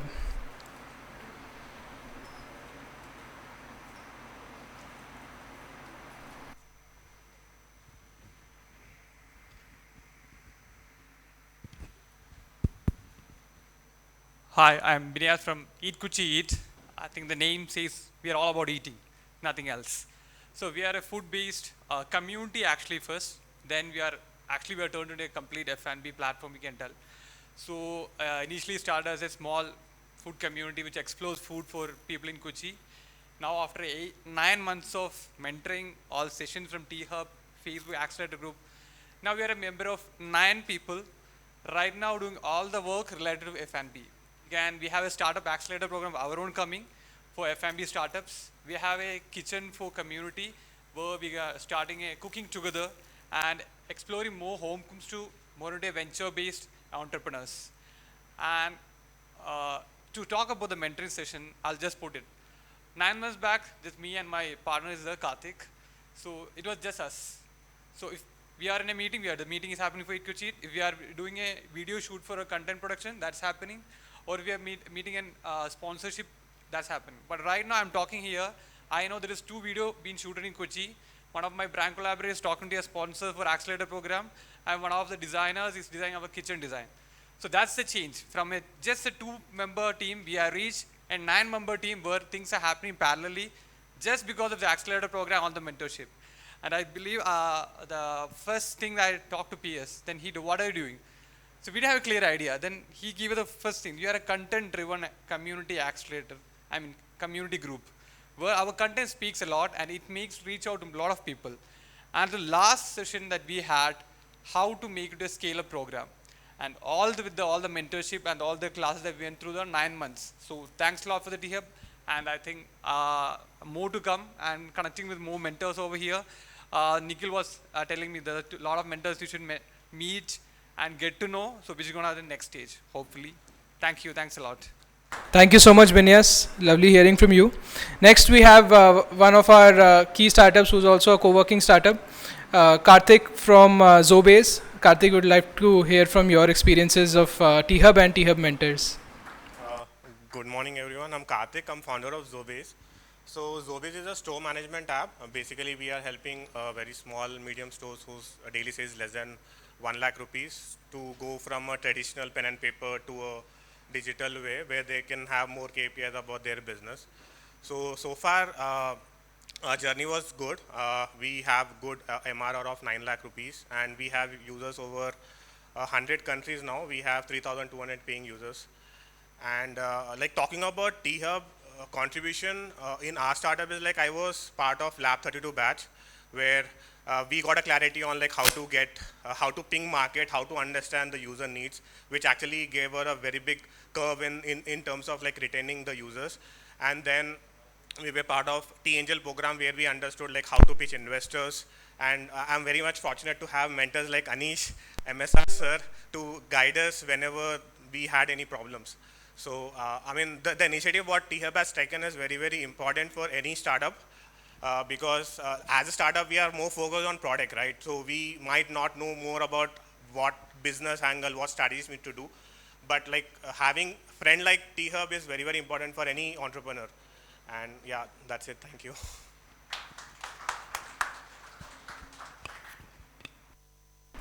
Thank you, Karthik. Wonderful hearing from you. It's always great to hear from startups about their experiences because that's where the real impact is getting created. Next, we have one startup in the D2C space, Organicness, and I'd like to invite Sandeep to address the audience and share your experiences of THub and THub mentors.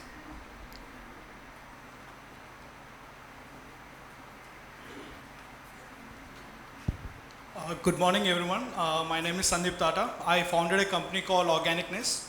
It's a marketplace for organic, natural, and sustainable products. So I did my MPhil at Cambridge and I was a bureaucrat as a part of United Kingdom government.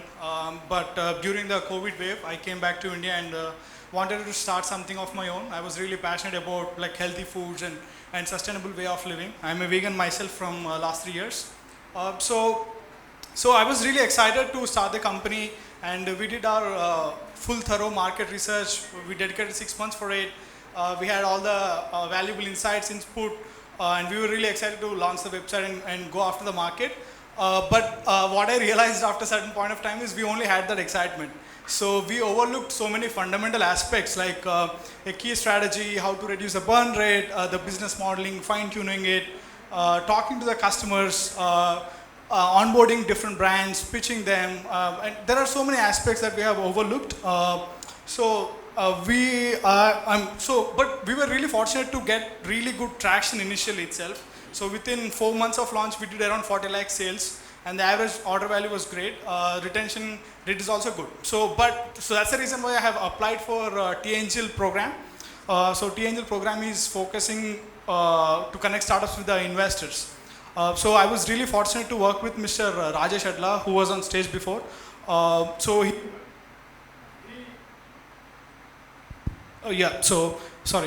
He mentored us really well throughout that 3 months program, and we could able to really rethink and reflect on those fundamental aspects that we were really lacking initially.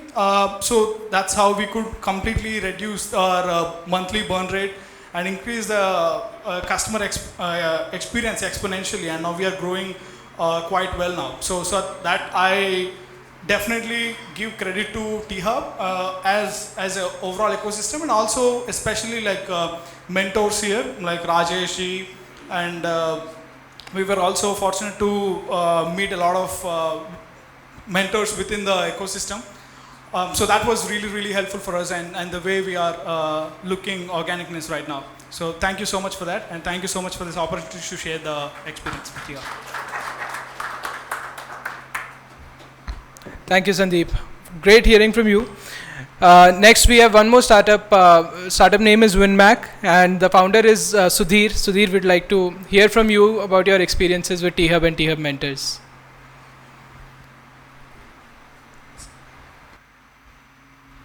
Hey, hi. So I'm Venkat Sudhir. I'm a founder of health supplement startup, Vitamins and Me. So we are a personalized health supplement startup whereby we customize your supplements based on your health goals, age, gender, and other environment conditions. So we just started as a pilot. So we just started just like that. And then basically I'm from an academic background. I was there in Singapore for more than 9 years, and then during the pandemic came back. Then we were working around some things. So basically, being from academics, we just know the product. I mean, how we can do good formulations, quality formulations and all. But when we got into THub, it's not only research or formulations, they were giving, guiding us on business development, finance, branding, everything. I mean, basically from scratch they led us to grow to sell. As a pilot, when we launched, we didn't sell almost for 4 or 5 months. And then we were into THub program, and then we were working on several aspects, and then we launched our pilot. So we just sold from 0 to 100 within a few months. So we just had a pilot, and then we are working on how to go bigger and scale further. I mean, thank you. I mean, Rajesh Adla has helped us a lot, and then Suresh sir has helped us a lot during this. And thank you all. Thank you so much, Sudhir. We have one of our startups who's not here with us in person, but would like to share their experiences through recorded video. Let's hear it from Rinku Shah, the founder of Fitness to Flash. Hi everyone, this is Rinku Shah. I'm founder of Fitness to Flash, and this is a special message for Mr. Banu. I'm very thankful to THub and Meta, because through this Facebook Accelerator program, I got introduced to him. One of the most incredible things I've learned from him is to emphasize on your storytelling. I still remember our sessions where he used to say your story has to be powerful. It's either about yourself or your business. It's the why which is so important. His mentorship has guided path for me. Is just what I needed at that point of time to scale up my business. It also boosted my confidence on conveying my vision to others, even to my team members. It also opened up a lot of possibilities on the growth and the clear understanding on where and what is the time to actually scale on your next level business. Apart from the above, Mr. Bhanu has been always prompt in replying and also providing me suggestions and guidance all through the way.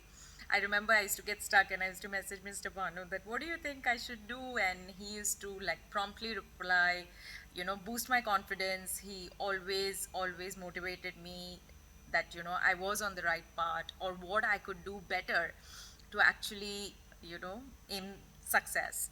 So thank you so much, Mr. Bhanu, for all your support, and I promise to think big, as you keep saying, and make you proud. I do wish to be a mentor like you one day for my team as well. So gratitude is the word, and thank you so, so much.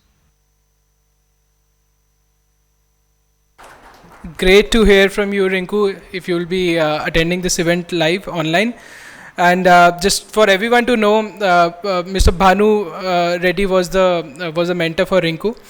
And so this is some select startups talking about their journeys, their experiences with THub and with THub mentors, and which was really important for us because that is where the real impact is getting created.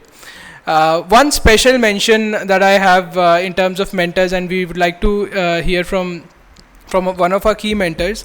So we would like to hear from one of our mentor who came down to the event from Bangalore, Mr. Ravi Kiran Prabhakar sir.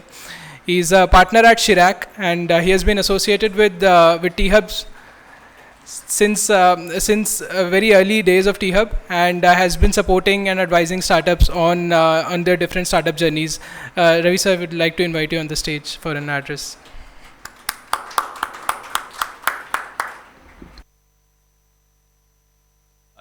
Thank you. Feeling a little nervous being put on the spot. My journey with THub has been quite long. In fact, I was part of the first cohort 6 years back when THub collaborated with the Pearson Institute of Israel, and I was one of the mentors for the first program. Till even the recent one, I think Startoon Labs, the name was put up there, so I mentored that startup. I want to thank THub for all the good work that they're doing, especially for the startups, because I don't know if they realize the value that they're getting, specifically from the government. I come from Bangalore, and what Jayesh Ranjan said was true.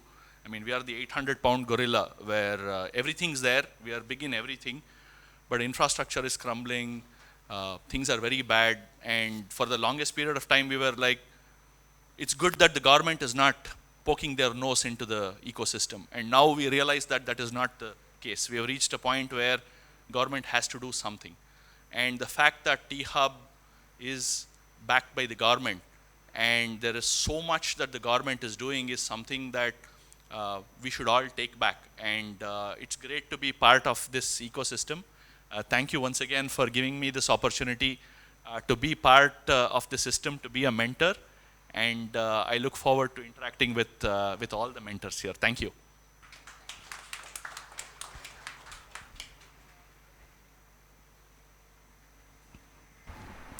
Thank you so much, Ravi, for the address. It was wonderful hearing from you. And next we'd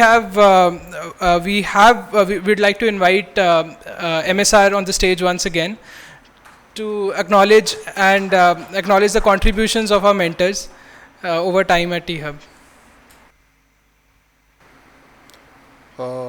Most of you may know of Tanuja Aburi. Yeah.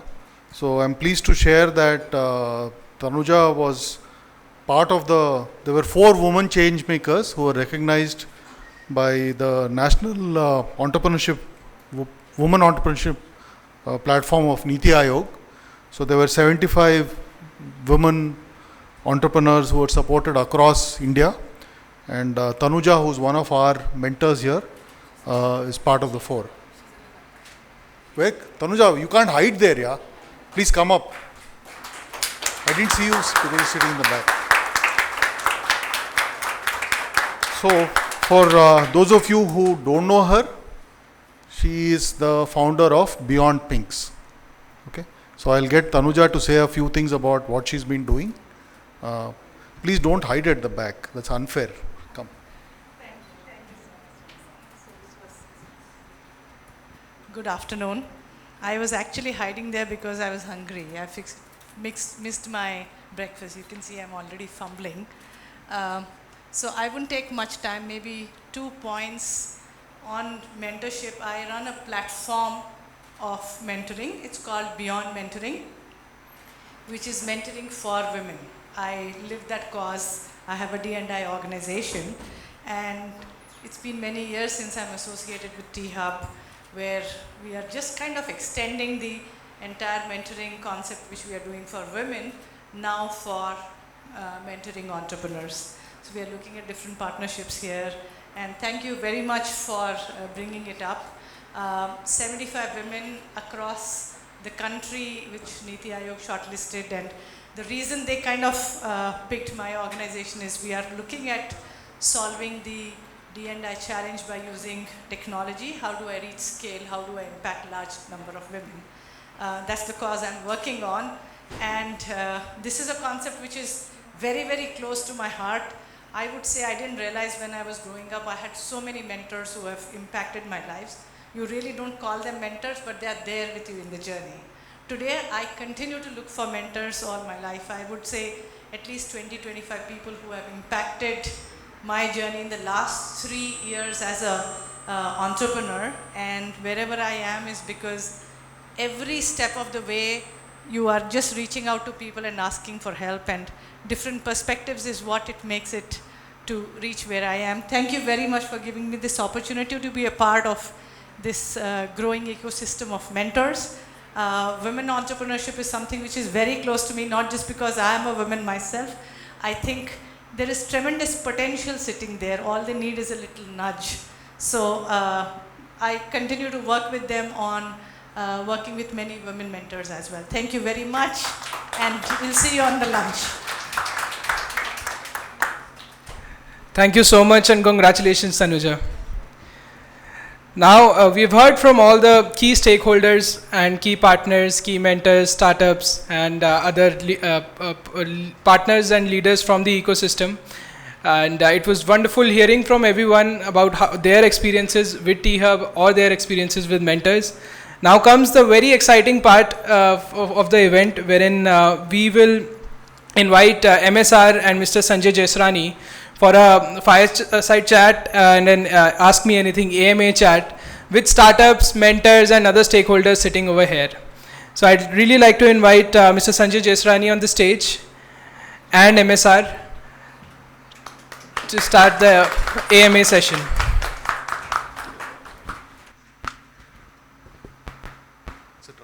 So what I thought may be good to is we can start with Sanjay.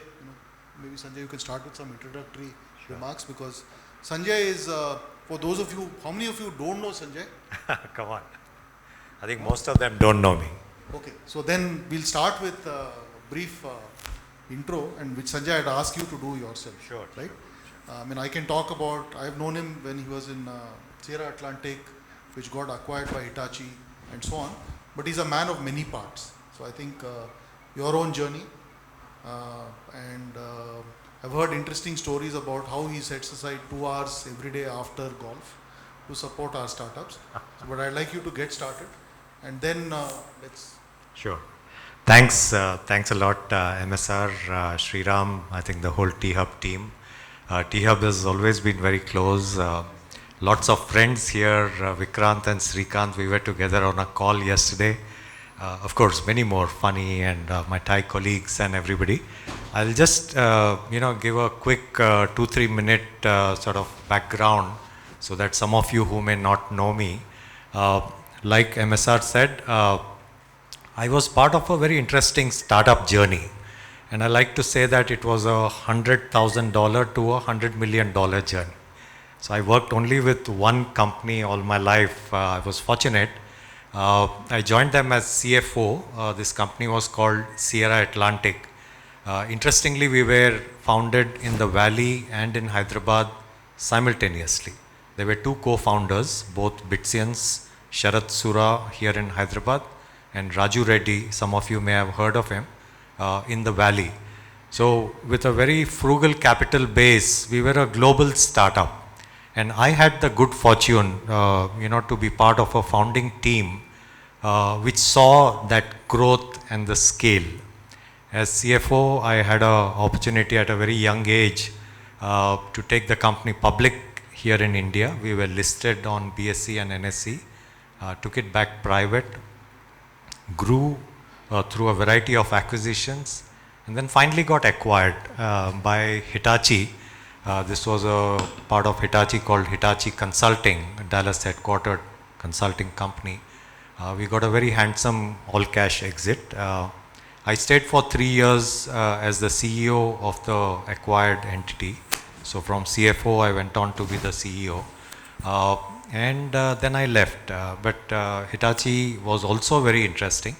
But the thrill of being part of a startup journey from a 10-member team in a 1,500 square feet rented office in Maitri Vanam, a building in Amirpet, to an eventual 7-acre campus of our own in Gachibowli with a 2 lakh square feet building. It was a wonderful journey, feet on the ground culture. We sort of take pride in adopting what the Tatas like to call, we had a culture of dignified frugality, right? So frugality is not about being cheap. Frugality is about being careful. And I like to share that with all my startup founders, that your dignity is yours always, right? In fact, even as part of a bunch of angel investing networks, starting from Hyderabad Angels to Indian Angels, I'm part of Mumbai Angels, I'm fairly active in Thai. I always like to tell my colleagues that ultimately the entrepreneur is the king, right? It is the dignity of the entrepreneur.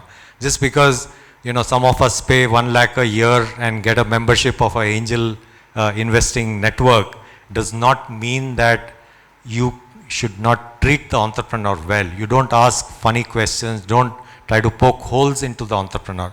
An entrepreneur who walks away from your network with funding, that's great. Without funding, they should come back and say that this is the network to talk to, so come back. But I digress a bit. Let me give you a little bit more background. I'm a Pakka Hyderabadi, by the way. So I do want to mention, I've been in Hyderabad 57 years now. THub is one of the new landmarks of Hyderabad. Proud to say that, right? Golconda was always there. Charminar was there. Then high-tech city happened. I've seen each of those. Karachi biscuits, right? So we are known all over India, maybe with a lot of our global customers also. But then THub happened. So THub, remains one of the latest icons of Hyderabad. In fact, I have several people all over India, like all of us, relatives and people who like to talk about Hyderabad. They bring out THub very prominently. Yeah.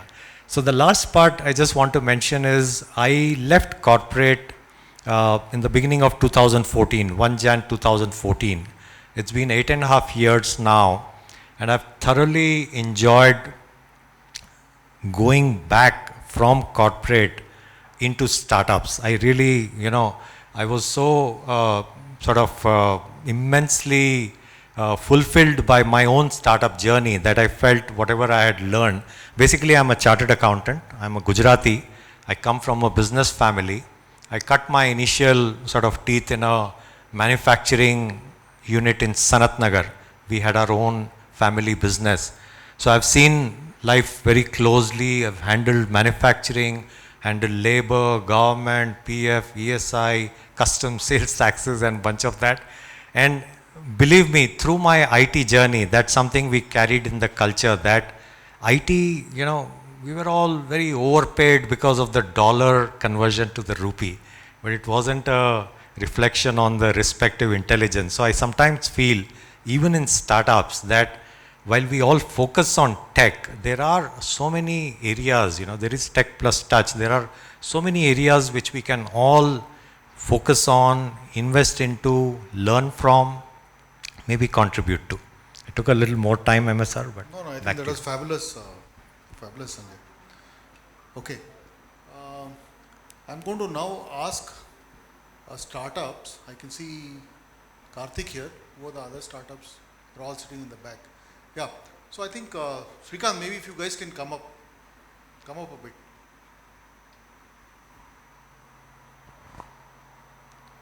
So I have a few questions, and I think I want collective wisdom here to deliberate. Please. Right? So Karthik, from your experience, Karthik Srikanth, Munduran boss. Grab a mic. Can we also get a few more startup founders to come up? So, so one question which I'd like you to throw to the mentors here, right, is to detail their expectations of what they want from a mentoring relationship. What do you expect from a mentoring relationship?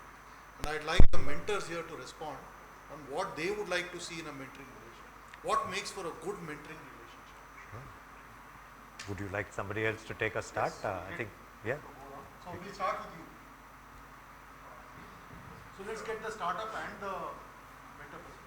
Yeah, like from my point of view, I feel that. Hello? Yeah. So, like, I would be willing to know more about the experience. Like, let's say if I'm getting a mentor who is a ex or a serial entrepreneur, I would like to understand more about the journey. What are the best bets to do? What are the best ways to do? And where we should not even take or think about it. So that is one. And also second thing is from the domain knowledge. Like, let's say I come from a business, I have business and I want to like reach a particular, I want to do a pilot of a use case. Maybe I would like to see if there is some kind of domain expertise which can actually help me to like validate the particular hypothesis, whatever. What are your expectations from a mentoring relationship? More of a practical, whatever they've gone through, if they can share that knowledge, it would be great, because as a early stage entrepreneur, a first time entrepreneur, I don't want to repeat the same thing again and again.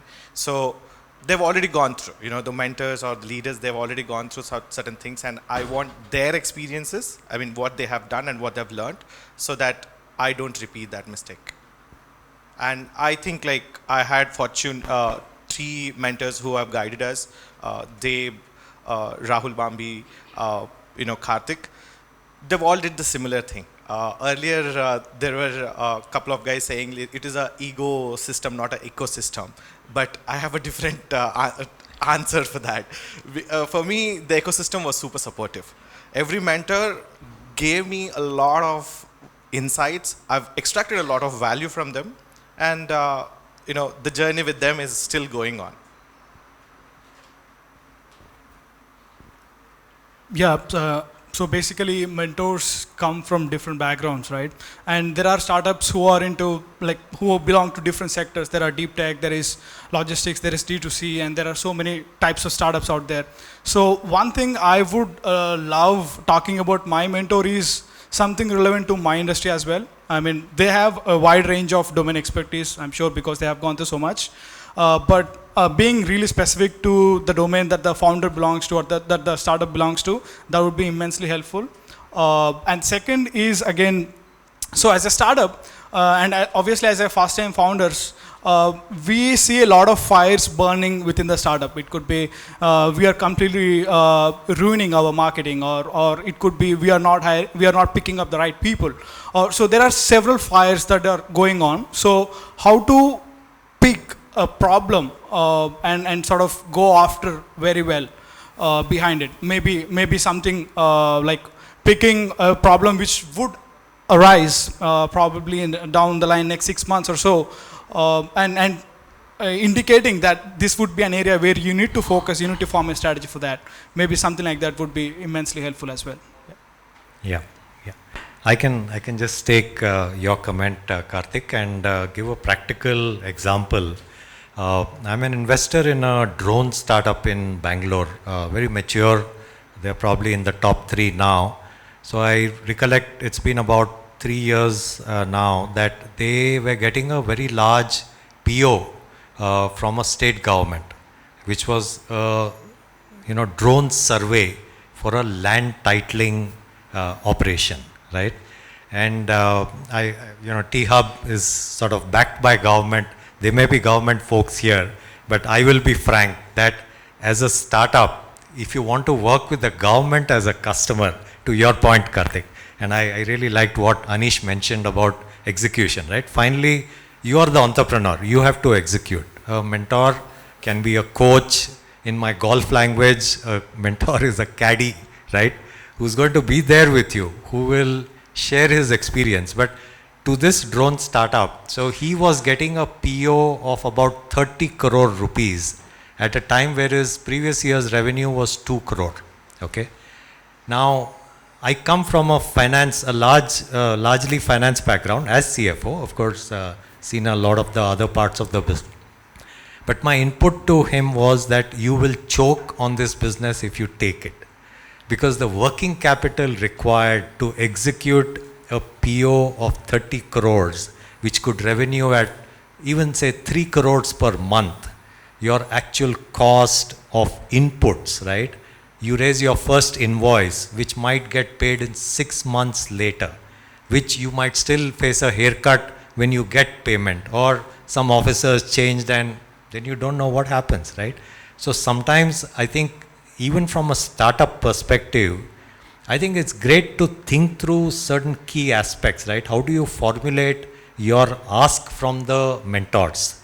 But one overarching point, MSR, I believe personally is, I think for mentors, it's very important. This is not a short-term thing. This is not a mentor's role. Is not to be searching for the next diamond in the dust and meet a few entrepreneurs, find somebody whom I can invest in and discard the rest. That's not it. I think it's I would call this nurture capital, right? Early stage investing, mentoring is really nurture capital. So yes, I think like you pointed out in your talk, a lot of what some of us mentors do is meet early stage entrepreneurs. We might tell some of you that you are not prepared, or you need to have 2 or 3 complementary skill set co-founders before you start, right? I'm also very active at IIIT. I find a lot of deep tech teams coming out from the same class, 3 co-founders, all from deep tech, right? They will make a super product, which could be a world-beating product. But who's going to take it to market? Who's going to handle the finance and operations part? With your initial bootstrap capital and maybe a angel round of 1 crore or 2 crores, you can't hire a CFO or a CMO at that stage, right? So things like that. I'm just throwing examples just from a practical perspective. Sanjay, I'm going to come back to you. Later on, I want to cover, based on the collective experience of the mentors here, the do's and don'ts. What is it, for example, like 2 things, right? I'm sure one of the things startups don't want is gyan. Yeah, right? Sure. So let's hear it from both sides in terms of what makes for a really good, some, let's say, guiding principles, if you will, right? From a mentor side, what is it that, there's like a Lakshman Rekha which the founder should not cross, right? The founder cannot delegate the running of his business to you, right? He cannot delegate, abdicate, whatever to you. Yeah. And what makes for based on your experience of mentoring, right? You've mentored so many companies. What are the best, the companies you've mentored, right? If there are some 3 or 4, let's say, things which really stand out, sure, right? Sure. Where it's been a really two-way, productive engagement, right? What is it? And I want to throw this open to the other mentors as well after you finish. Sure. So the first part was the Lakshman Rekha not to cross, right? From a mentor perspective. Yeah, I think like I sort of alluded to, one is a mentor needs to be listening much more. I think one of my colleagues mentioned that, you can't just jump into starting to run the startup, right? That's not what a mentor needs to be doing. But it is very difficult to hold back. Sometimes when you see somebody going down the wrong path, you really want to help, okay? So for founders also, I think it's important to interpret. A mentor can be like a parent, right? So my son is 25, my daughter is 28. They don't want me around, not as a mentor, not as a parent, right? So you want your mentor out of your hair. You don't want them, looking over your shoulder all the time. And I don't think mentors want to actually do that, right? So from a mentoring perspective, I think it's important to first spend some time in the setup of understanding, right? You do a couple of deep dive sessions with the founders, understand the business, and it's not that one mentor can take care of everything, right? And I also want to mention that I don't think mentors want to give gyan. I don't think at least a good mentor is not seeking a ego trip. He's not seeking some fulfillment by, handing out gyan to all of you. In fact, I jokingly tell a lot of startups who reach out to me, and a lot of them do, I first tell them that at the end of our discussion, if you are expecting a check from me, I am not investing right now.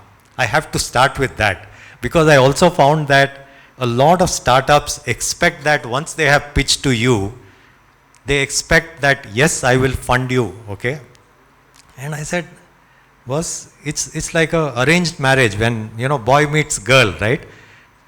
There is no turning down. This is not about, did somebody sort of like me or not like me. It's a process of discovery. So a process of pitching for funding is also like that. It's a process of discovery. You don't have to be subject to judgment at that point. Somebody doesn't have to say yes or no. So mentors have to take time. They have to be a little patient. They have to be listening a lot more.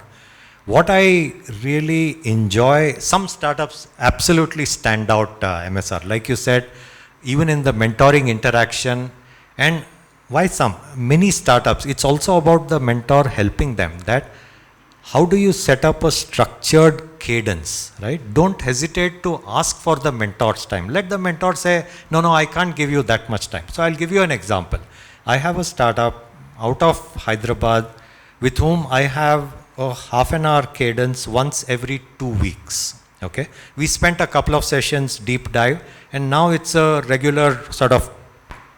So prior to the call, which is every Monday afternoon, 2 o'clock to 2:30, I block time up to 3 o'clock. We actually have a running Google sheet which covers the agenda. It covers what items we discussed prior. There is a monthly report of the key metrics of the business which is coming up. There is a report of what is the business funnel which is out there. And the founders, 3 co-founders, they have a ask list saying these are the 3 things we are looking at. While on the ask list, I just want to mention that founders versus investors also, I am a big fan of regular communication to your investors. Don't go back to them only when you need more money. Good, bad or ugly, at the end of each month, if you can send a 1-page summary with a last para saying, my ask of you is I want an introduction into MSR at THub because I want 3 seats there, right? I want to get introduced into Novartis. You play golf with the head of Novartis here, please introduce me. The moment as a founder you engage your investors, they become your partners. Don't let them stay on the other side of the table. Likewise with mentors. Okay, Sanjay, I'm going to come back to this part. I think 2 questions I had. One is to, let's say, as I said, those mantras, right? 4 do's and don'ts from a mentor standpoint, and we'll also ask from a startup standpoint. So we'll start with the. So 4 do's and don'ts, is it? From a good mentor-mentee relationship. Okay, from a mentor. I'm trying to oversimplify, but. Sure. I don't know whether I can give 4 or not, but let me say 4 don'ts as a mentor is that I think we sort of covered that. Don't be judgmental early on. That's very important. Don't hesitate to plain speak. I think if a mentor, sees that a particular founder has come with a plan which is not yet thought through, which is little very initial, maybe half-baked, you are better off advising the founder frankly and be candid. I think that's very important. I would say the third part is when people ask you for mentorship as a mentor,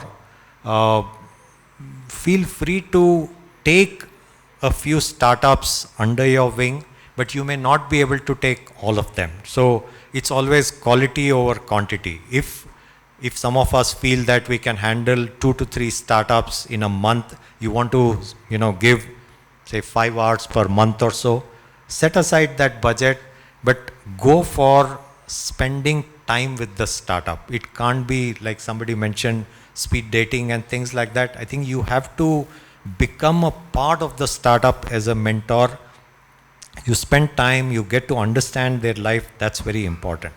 The fourth part, in fact, even from an investment perspective, what I have found is that a lot of my mentoring relationships have given me a chance to spend time with the startup, understand the startup founder, and there have been some relationships where after 6 months or 12 months of mentoring, I have actually chosen to participate in a next round which they were picking up.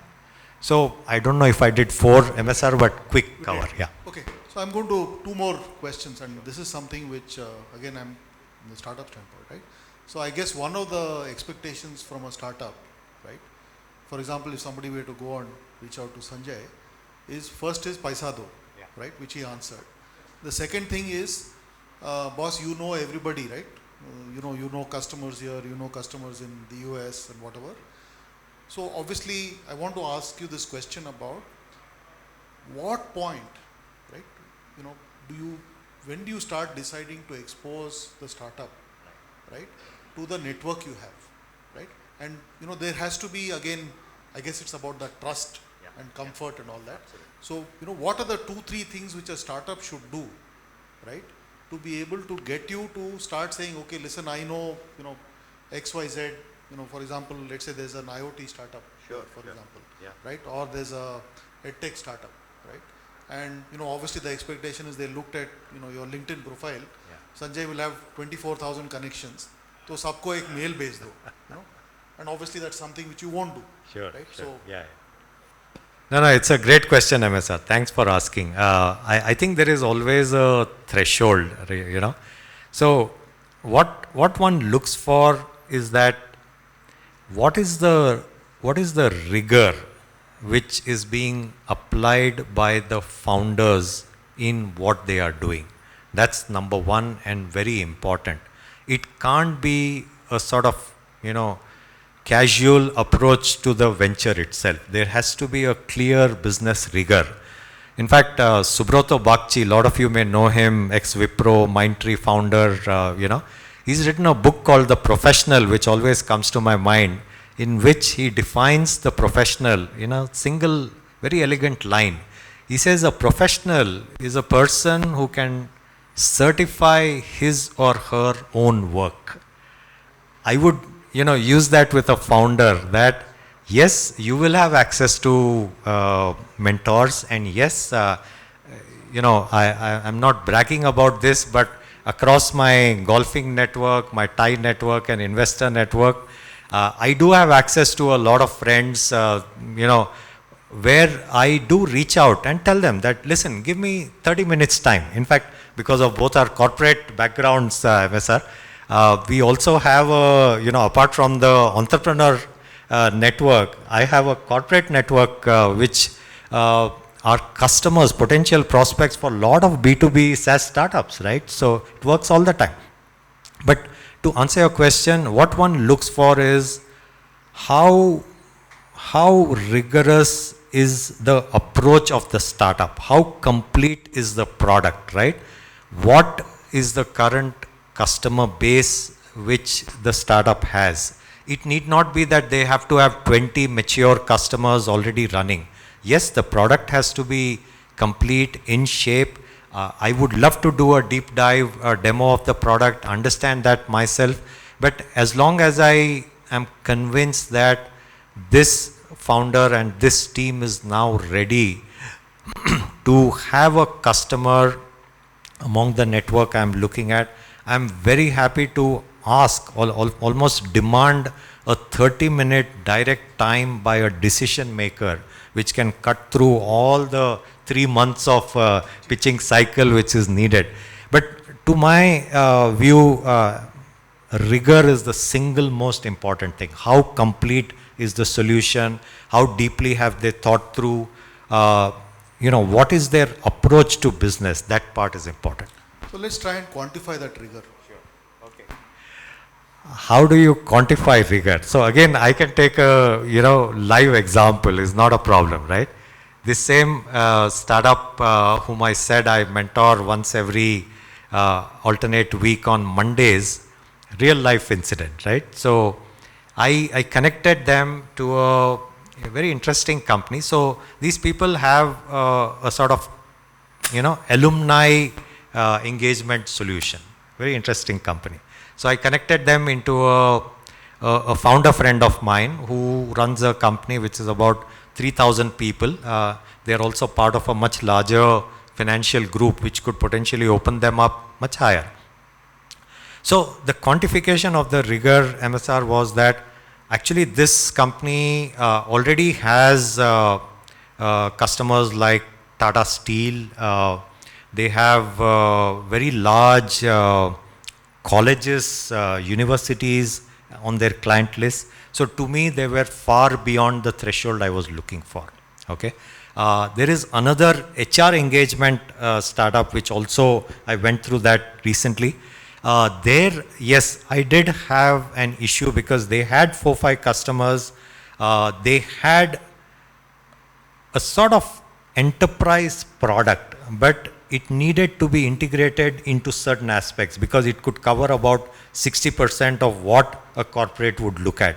So there I did tell the founder that, listen, it looks to me like you're about maybe 6 to 12 months away or a couple of modules away from my being able to introduce you. So that's my quantification. I'm going to ask a couple of more questions on behalf of the startups, and this I want to throw open to not just Sanjay, to everybody else, right?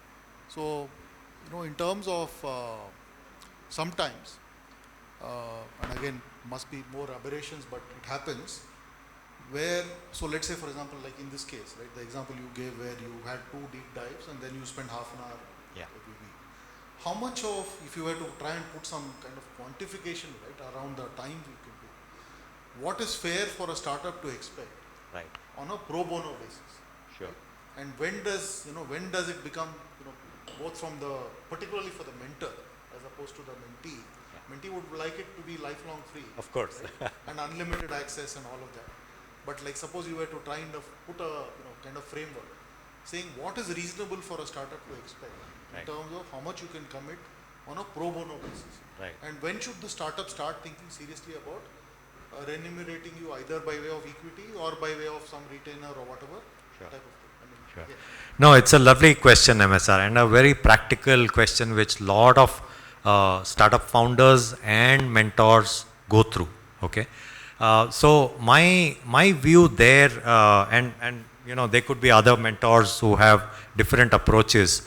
My view there would be that you should look for an initial 3 to 6 month approach of understanding each other, right? So from a mentor perspective, am I saying that after 3 months I will actually withdraw from mentoring a startup which is not up to the mark? Possibly yes. I'm saying that as a mentor, you should take 3 months time, maybe give them a couple of hours a month so that you understand the startup well enough. And at the end of 3 months, you review your position. But I think your question was also from the startup's perspective. And let me answer that. The same 3 months, the startup gets a chance, the founders get a chance to understand what value this mentor can bring to the table. And I repeat, I don't think there is a magic bullet in mentoring. Ideally, you should have, just like the co-founder mix of, different core pillars of business, go-to-market, operations, technology. Even in your mentoring, like some of the startups already mentioned, right? They could be deep domain insights which you need.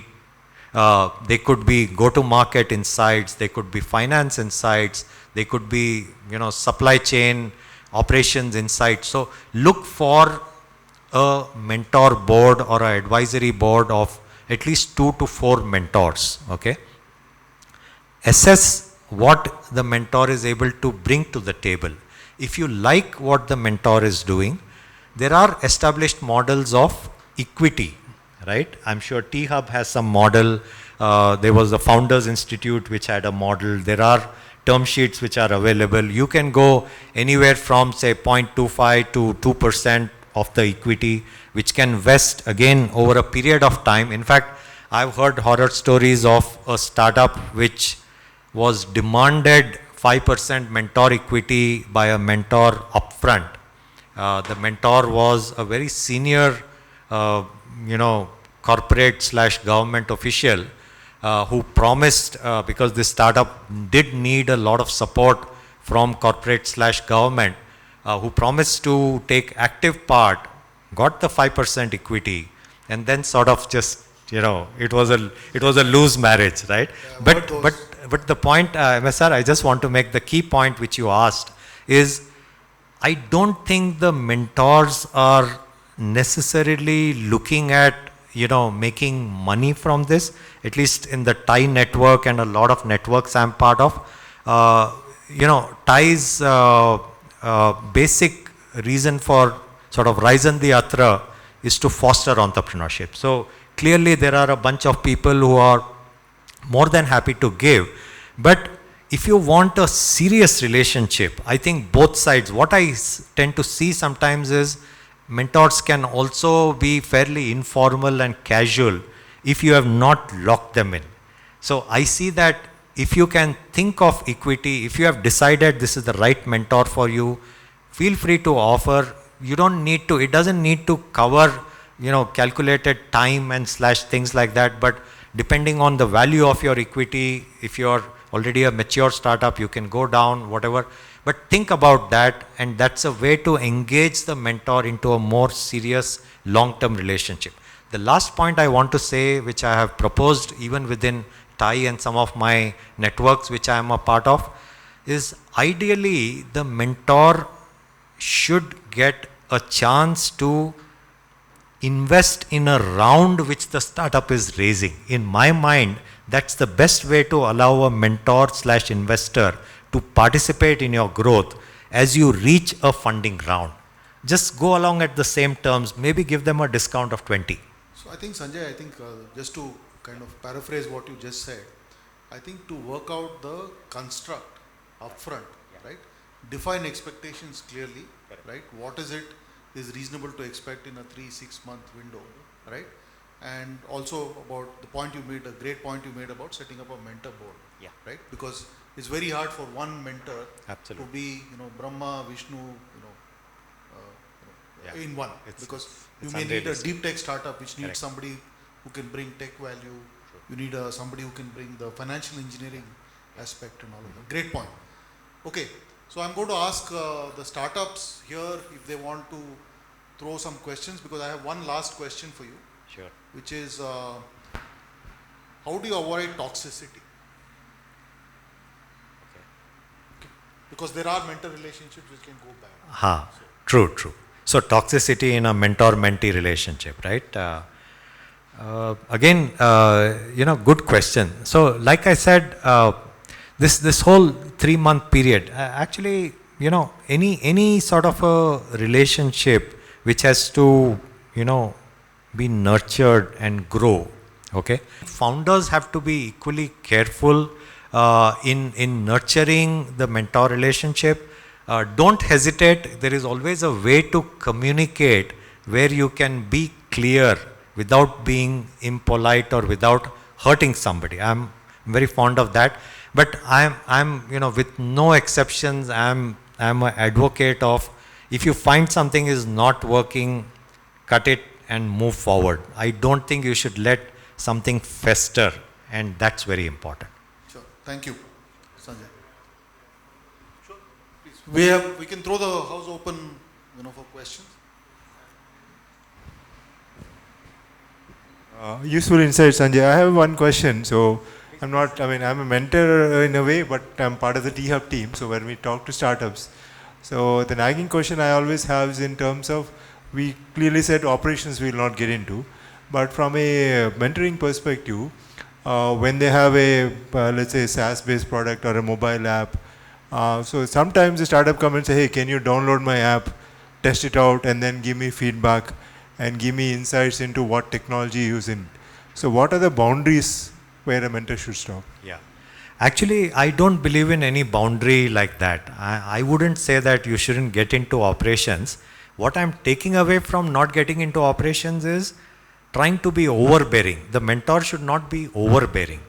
But yes, in fact, if a founder wants me to download their app, play around with it, give them feedback, I have absolutely no problem. In fact, I've been involved in interviewing some senior hires for them, helping them to find people at a C level once they are ready. I wouldn't mind. Actually, I've told a couple of my startups who went through funding discussions where they got bullied by a possible investor. I said, next time if you want, I don't mind accompanying you. I can be there.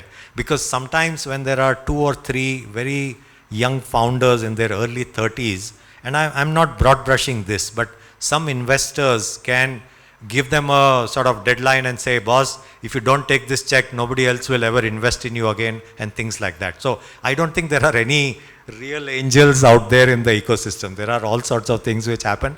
So I wouldn't mind chaperoning my startup team and being with them. So I hope I answered your question. I don't think there are any lines there. The key point is, like I said, a golf caddy is not going to play the shot. A caddy in golf, I'm sure some of you watch golf, know golf, is helping you from their own experience to say, this is the distance, this is the wind speed, this is the time of the day. You could consider hitting your 5-iron, and I think you will hit 170 to 180 yards. But the final decision, like Anish said, is the player. You swing. Thank you. That was a very Tiger Woods-like statement, huh? I can't help bringing golf into my conversation. Vivek and some of my friends know that. I know. I think the US Open starts today, right? Masters starts today. Yeah. Okay. So, any further questions? We can go on, right? Because I know we have lunch lined up. Other mentors in the crowd. Are there any other mentors who want to say something? I just have few things to say. So Prasad, if you can just quickly introduce yourself so that, particularly for the startups.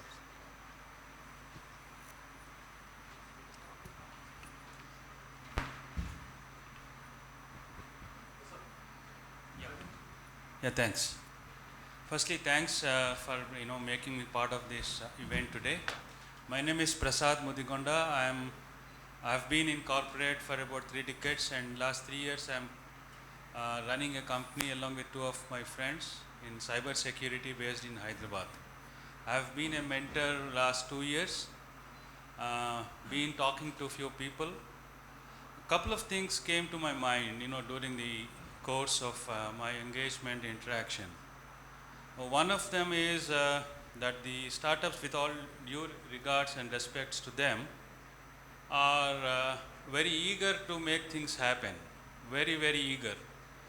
Naturally so, I'm not being critical of them, but then there is a time for everything, it takes for things to happen on the ground. We have to, be wary of 2 things. One, if it is a technology platform, how good are we in that aspect, right? Do we have a 360-degree view of the technology platform, number 1?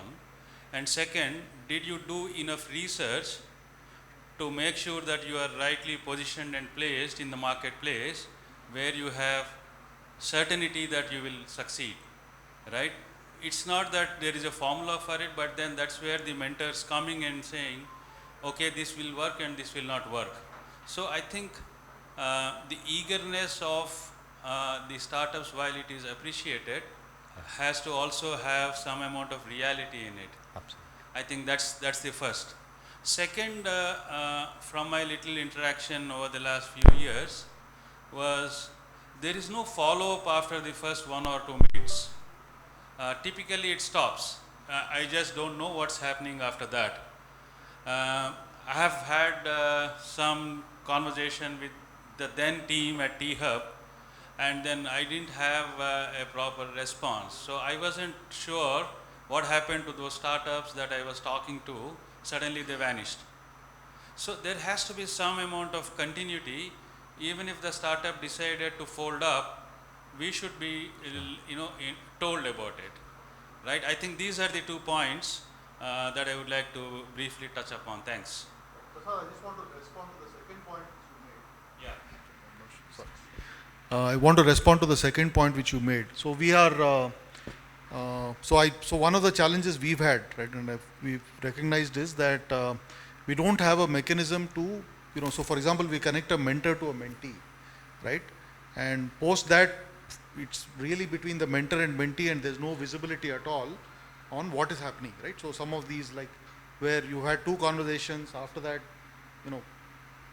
things have just, it's a black hole, you don't know really what's going on, right? So one of the things we are looking at, and we'll get that done fairly quickly, definitely within the course of this quarter, is we are actually looking at implementing a mentor platform. Okay, so we're trying to get some automation done, okay, because of two things. One is that for us, see, the whole point is about getting a meaningful engagement going between both the mentor and mentee. In fact, I don't know if Srikanth is here. One of our startups here actually. He runs a startup called Impact. So that's one of the platforms we are evaluating. We are also looking at a platform called Mentor Cloud, right? And I think honestly we are a little torn because we want to support our startups. Again, the point he made, right, that the maturity part, but we'll decide that fairly quickly. So the whole idea is that we'll get you all on a platform, because also it's about, so we can do this physical meeting once in a while, right? This getting together of all the mentors together and the startups together. But I think if you have some platform where I think mentors can benefit from talking to other mentors as well. So for example, if Sanjay is an example, right? He's built companies, financial engineering wizard, blah, blah, took company public, all of that. But if there's a deep tech startup, he's mentoring, and somebody who, we want somebody who's a, let's say, blockchain, metaverse, whatever. And if there's a mentor, today there is no mechanism for you to know what the other mentors are doing. So we think about it as both the mentors helping other mentors, apart from mentors obviously helping startups. So we will invest in that automation platform. And obviously I'm going to make a request for you to spend some of your time on putting in what you do in the thing, because then we'll also get to know, for example, if there's a problem which you've solved for one startup, right? It will help us be able to solve that problem for another startup. Right? Today it is all one-to-one, right? So we are going to invest in that.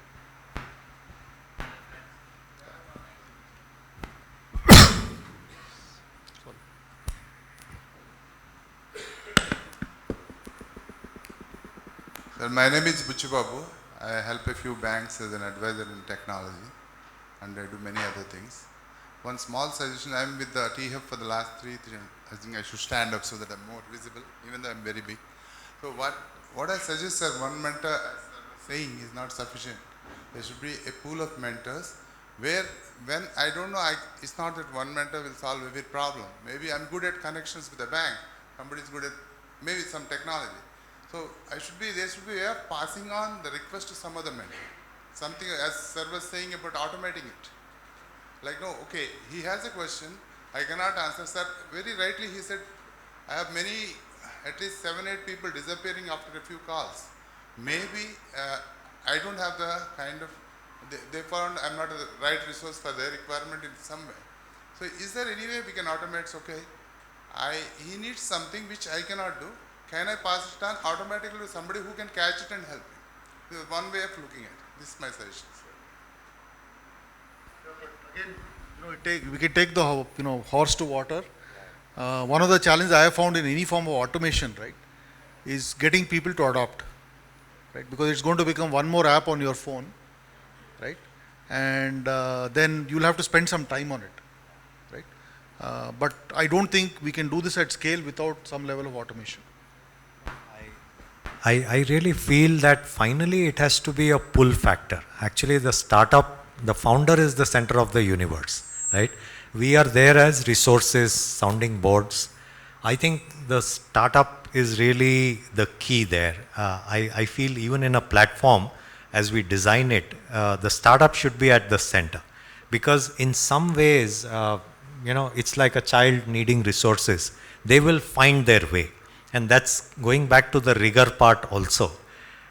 In fact, one of the things I've always shared with my own corporate colleagues also is I tell my children also, it's a 10-90 rule, right? Only 10% is what is given to you, 90% is what you do with it. So when only 10% is given to you, there's no room for disappointment. So it's very clear, you know. So I feel even as mentors, frankly, I don't mind if somebody has been in touch.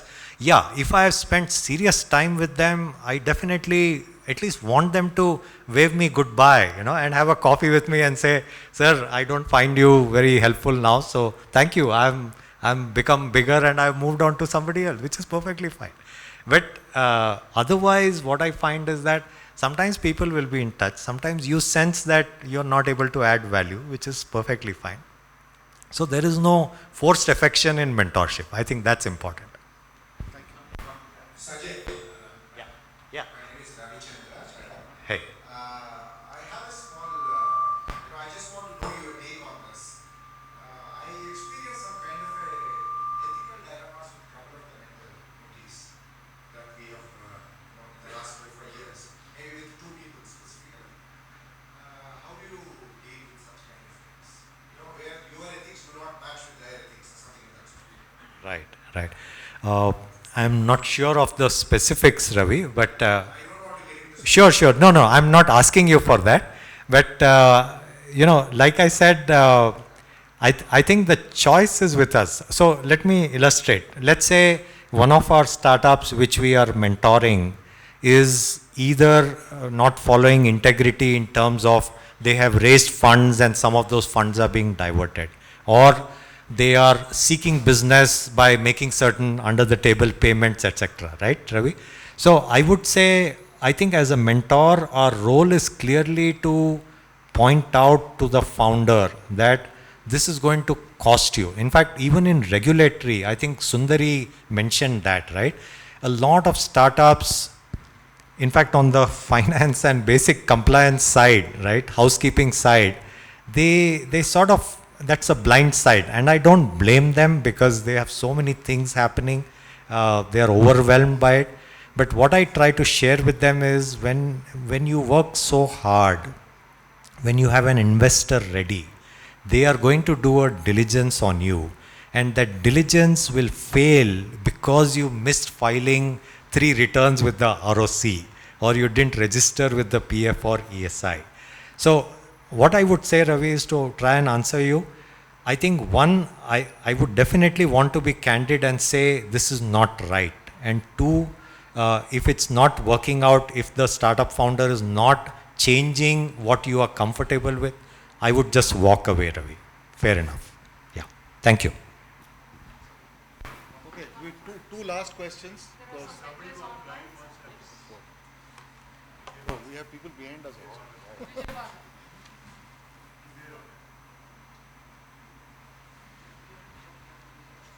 Does I have a question or? Yeah, he has a question.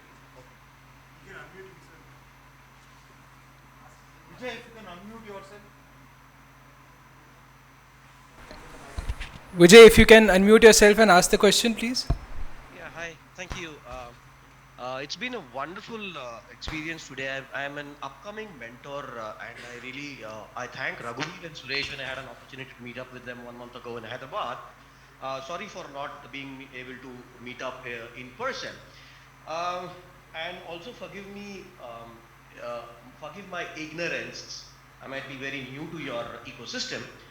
My question here is, for example, it's a corollary to multiple questions already asked by mentors prior to me, but let me also repeat that. Somebody suggested that you may probably need multiple mentors for an organization or a startup. Now my question to you is, I come from a sales, business development, marketing for the SaaS industry. I've got close to about 3 decades of experience doing that. Often what I feel is, there's a famous saying, you can't run a race with donkeys, you need horses. One of the biggest areas which has been left over is your recruitment. For example, if I become a mentor for somebody in terms of sales, business development, go-to-market strategies, I focus more on execution, not on strategies. What is equally important is to bring the right talent on board. So my question here, do we have a scope as mentor to the startup that we are engaged with? Do we have a say in, let us say, helping the startups to get the right talent to perform the right, job? That is my question. Yeah, Vijay, this is Sanjay. Nice to meet you today. My take is yes, absolutely. In fact, I touched upon this briefly earlier. I think one of the things startup founders can gain from mentors is one is the access to the network, because folks like us who spend time in corporate, we have several colleagues, team members who may now be very great fits for some of the positions which the startup can hire. And because the startup founders are often pretty young with say 5 to 7 years experience, they haven't had that benefit of the journey to have built a network of experienced talent. So absolutely, Vijay. The only point I would say is that I think it's about opening the mind of the founder to one, what are the key positions, right? Just like the business milestones, I always believe there are certain key hiring milestones which a startup should set up a 3-year plan for. And having said that, I think at the point of selling or recruiting, it helps to have a mentor sit on that position, because sometimes a senior person may not be convinced just by the founder. Of course, the passion is there. Of course, the future plan is there.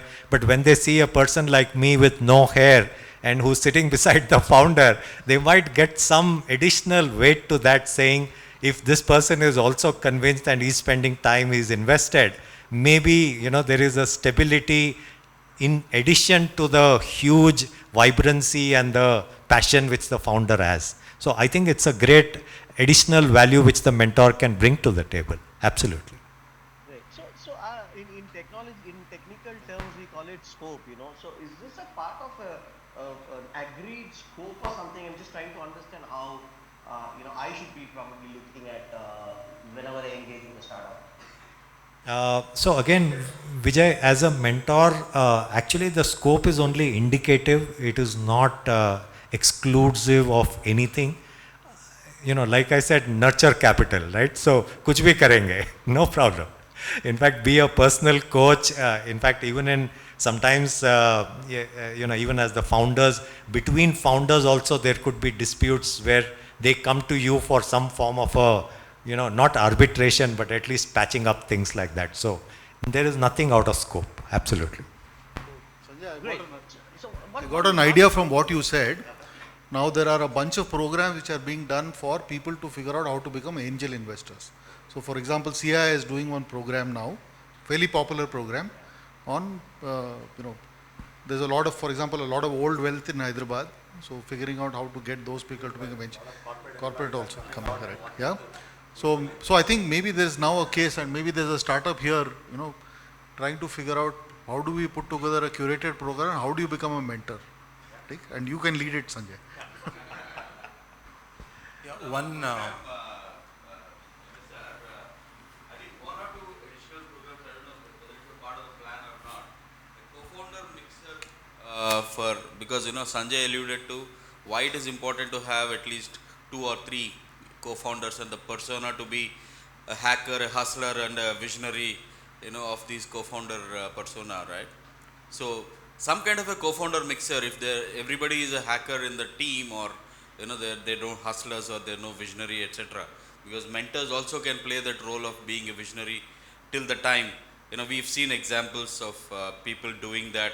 Google is a great example. So, this is a possibility where the mentors can play a role of being that visionary, set certain initial governance, initial issues, which, Sanjay has been speaking about, into perspective, so that the young entrepreneur is working on either the product or getting their market fit and other things ready. So that is a co-founder mixer as a program if THub wants to. I think one of us can definitely, Tanuja is here, she comes from HR background, we can definitely facilitate such sessions for THub. Okay. So funny, just to quickly respond, we had a community event, the first community event we had, which was when about 2 weeks ago. The first time, so again, this was a kind of revelation, particularly for me. We have 160 startups in this building, right? And one of the things as went around, walking the corridors, I realized many of the founders don't know the other founders.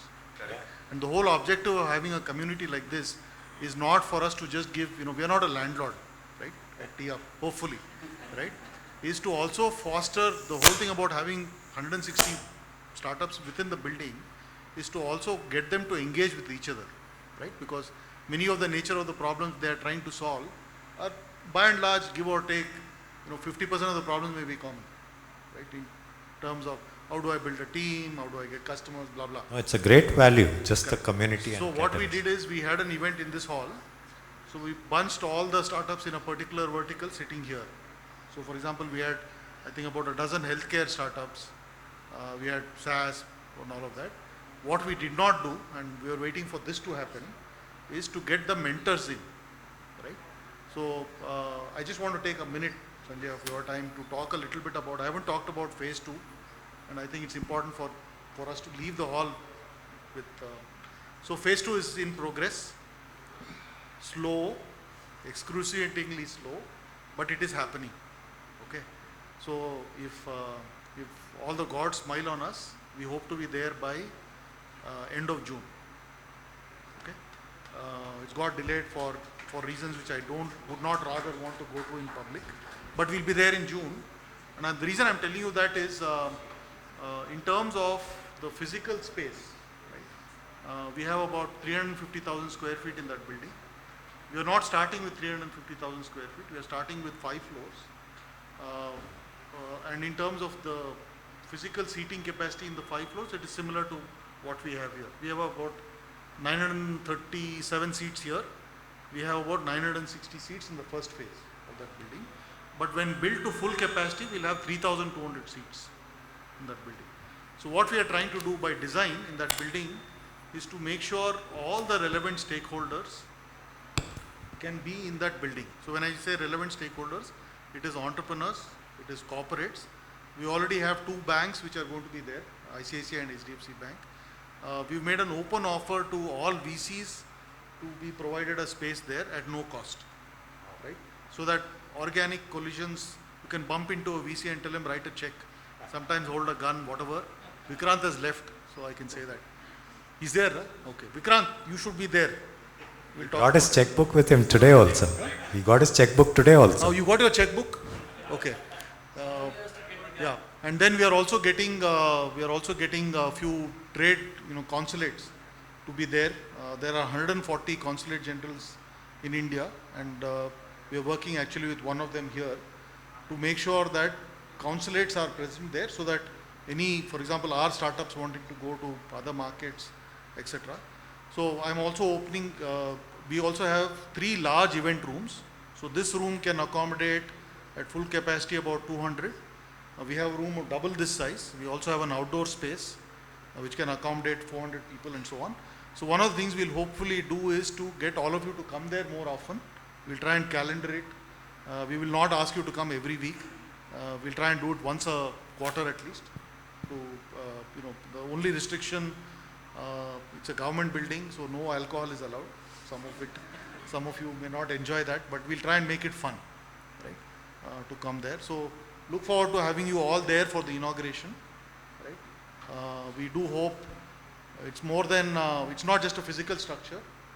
We want to really create a community and build out, a very strong entrepreneurial ecosystem. Wonderful, congratulations. Yeah. I think there's one question here he's been waiting from some time. Hi, thank you Sanjay. I am Ravi Kama. I am co-founder of an upcoming edtech startup. We are a graduate of the masterclass program MSR. So my question is, sometimes what happens, building a structure around mentor-mentees is, I think, an excellent idea. But sometimes as a part of operation, building up, it's like cooking. You need to understand which ingredient I put first, so that I don't miss the flavors. And that's where I think the role of a mentor, an experienced mentor, is very relevant.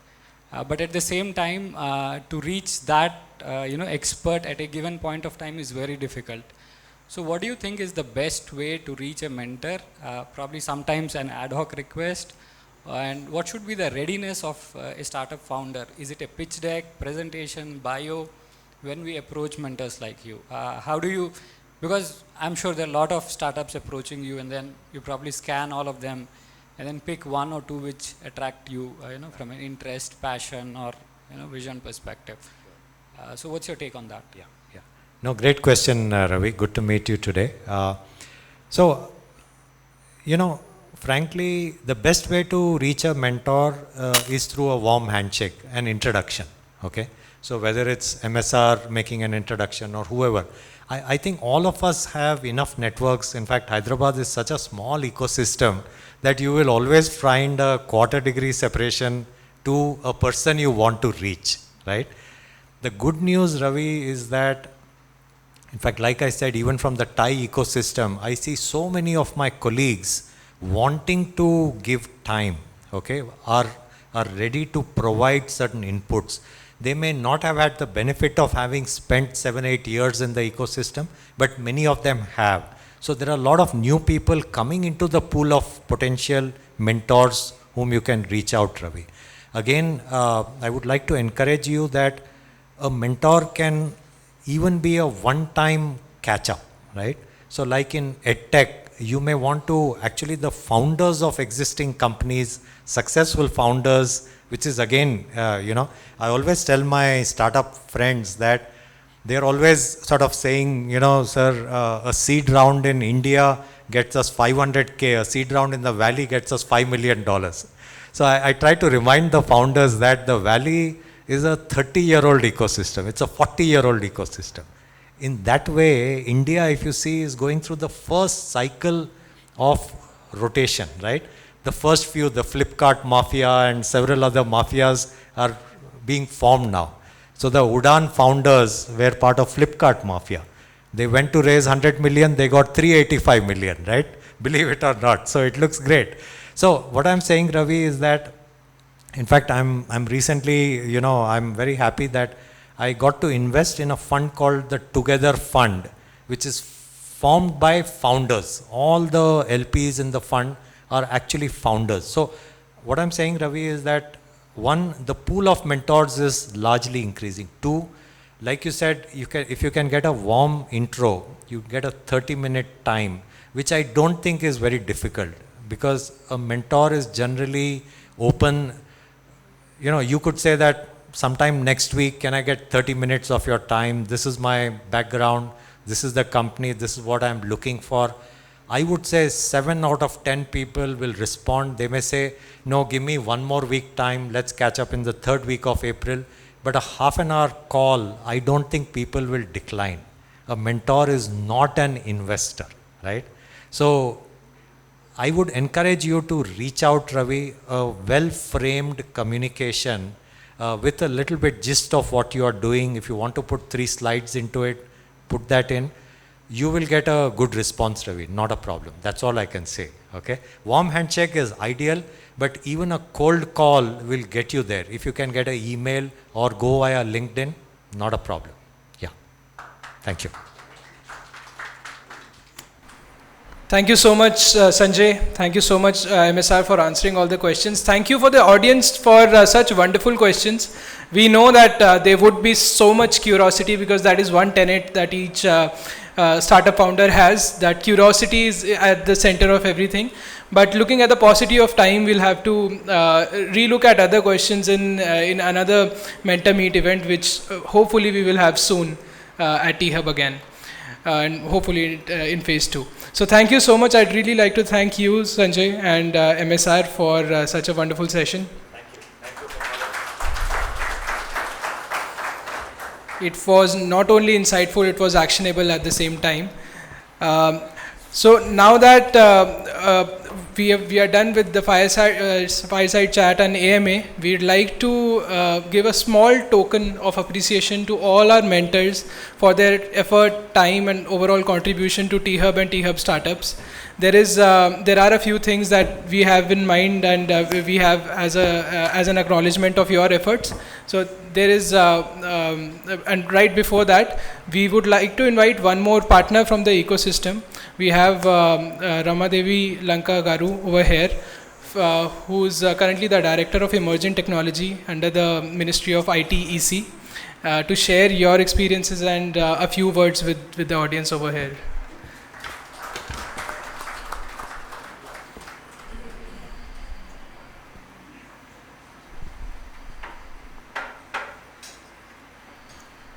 Welcome, ma'am, please, on the stage.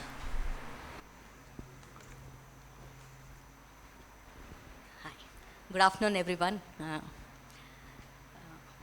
Well, I thought MSR will be asking me some questions so I can answer that format I actually expected, but this is a different one.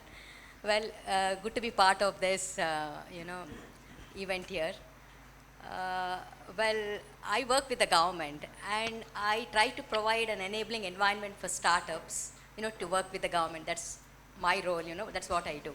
So it's a different perspective that I bring compared to what other mentors, do here. But first let me tell you one thing, we are currently working with about, I think, 30 to 40 startups, who are working with various departments. And they're in various stages, some have completed implementations, some are still work in progress, and so on.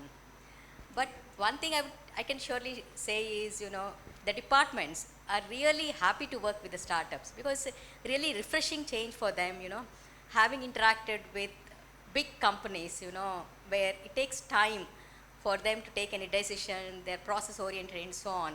The startups are very agile in terms of, responding back to the requirements, government requirements, and so on. So they're really happy to work with, startups.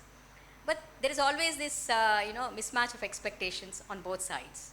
While the government, thinks that the startups, the way we are actually, helping startups implement is, we are identifying a particular problem statement within the government, a particular use case where a startup has solution for it, and we are getting it implemented. But sometimes the government, departments, they expect a lot from it. They think the startup will actually develop end-to-end solutions for their entire, the problem statement. While, we actually play that role in, setting those expectations within the government. And from the startup side, well, it's a government, department, government organization. It's totally a different animal, I would say, though I'm part of the government, So there are a lot of challenges. Well, I think I'm the odd woman out here, with this. I don't see anybody wearing a mask. So, yeah, it's a totally different ballgame, I would say, working with the government. Number one, challenges in terms of, turnaround times, like when you actually want something from a particular government department, it does take time. Well, again, our team tries to, help the startups play that, role wherein they try to cut down the time and so on, but it's still a challenge, I would say, that's the number one startup challenge. Second, working with the government departments is, again, if you need data or anything, that's again a challenge. It takes time. While we, try to do our best in terms of addressing that challenge, but still it remains. Because at the end of the day, IT&C department plays an enabling role, and different departments, they are in charge of their own, functions and so on. But despite that, I would say all these challenges, it's a, we are seeing, large number of, I wouldn't say large number, but many implementations going successfully forward. And unfortunately, the role that we are playing right now is only to help the startup implement a pilot, where it's sometimes a paid pilot, or sometimes they do pro bono also. Some of the startups, just to get access to data, get access to those processes. And in this process, sometimes the government department officials, they turn as mentors. That's an additional advantage that the startups get, to fine-tune their product or to sort of customize to a particular requirement.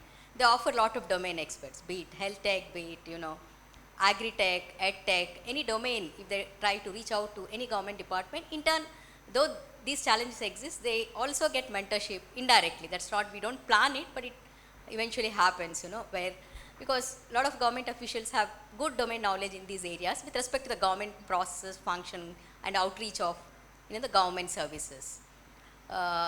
that's one part. Second, what I would like to mention is, it's kind of an advice that I want to share with startups based on my experience within the government sector for the past 3 years. While we would like to be the first customer, as Jayashanjan sir always says, government would like to be the first customer. We give you an opportunity to pilot your solutions, but don't bank or don't make your product only for the government, requirements. Government could be one customer, and your product features say match a certain functionality of the government. But if you completely depend on the government, not sure. I don't want to be pessimistic here, but that's indeed a challenge. Government could be only one of the customers that you're looking at. That will actually, in fact, help you rather than, but if you're focusing only on the government, if it doesn't work, because it happens even with the private sector too, private customers also, but it's more with the government. If the government doesn't like the solution, or for whatever reasons it doesn't go forward, then you're doomed. So just, keep this at the back of your mind when you're actually working with the government. So government is not going to be the only customer. But for certain domains like agri-tech, if you look at, we are working with a lot of startups, with many startups, the scale and size is humongous, what that government can offer. So as an individual startup, you will not be able to reach out to, say, if you need 100 farmers, 500 farmers, it will be really challenging for you. But as a government, we would be able to help you with that. Our agriculture department, together with our emerging technologies wing, we actually are identifying those ground level resources. Not only farmers, there are a large number of agriculture extension officers. They would actually help you to reach out to the farmers. I'm just giving you an example in agri-tech. This could be, in any other domain. It could be ed-tech, it could be health tech, and so on. Because while we are actually located in Hyderabad, if you look at the entire state of Telangana, there's a huge network of, organizations within that particular domain. So if you take agri-tech itself, we have districts and mandals and villages and so on. So, but we have, as a government, we have huge network of officials, reaching out to these last mile connectivity or last mile farmers. So we actually help you in that, in reaching out to large number of customers for you. Well, I think this is what I wanted to share you, and I would like to mention one thing. I think you are all, a lot of people have spoken about, good things, but you are at the right time, in the right space, I think. Because India is really, going great in terms of funding for startups. So wishing you all the best. And if you have any questions, I'm ready to answer. Yeah.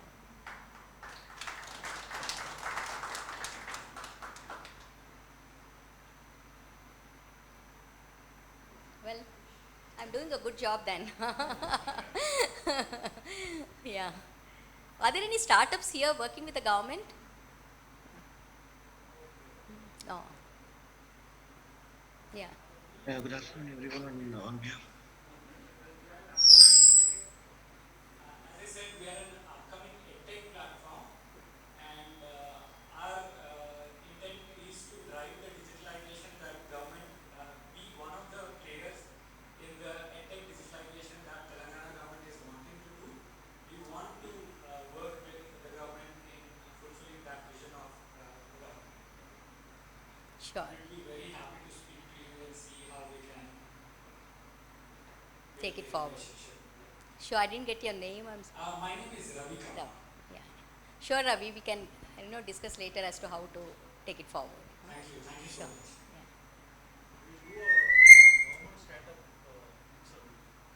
Yeah. Okay. Sure. All right then.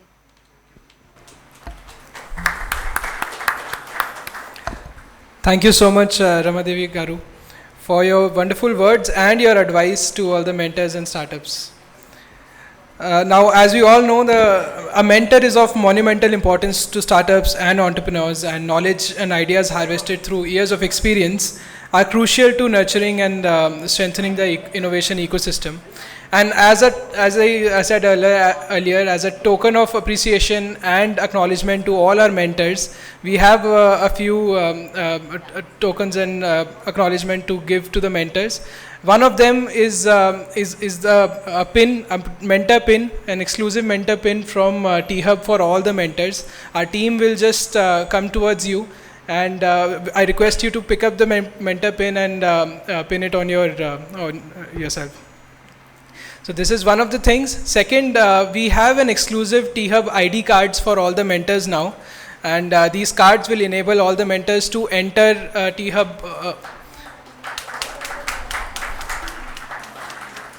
THub infrastructure anytime at your own disposal. While going out for lunch, you can pick up your ID cards. It's right there with your pictures on it. The third token for appreciation and contribution is a mentor certificate that can also be a digital certificate later, and you can use it as a physical copy and later on also use it on LinkedIn and other social media and professional media platforms. The certificates will reach you online through email. That's already reached your end.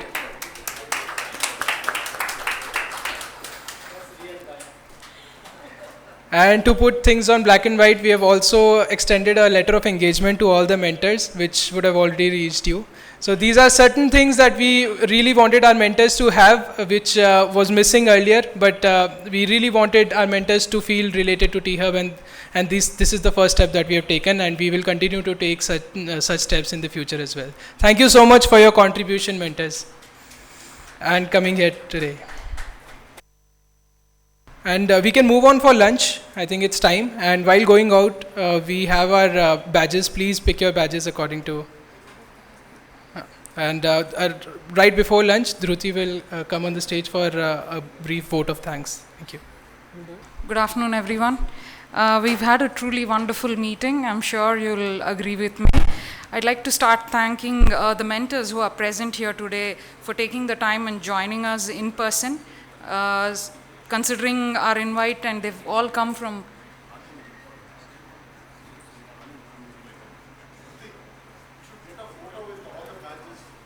Sure.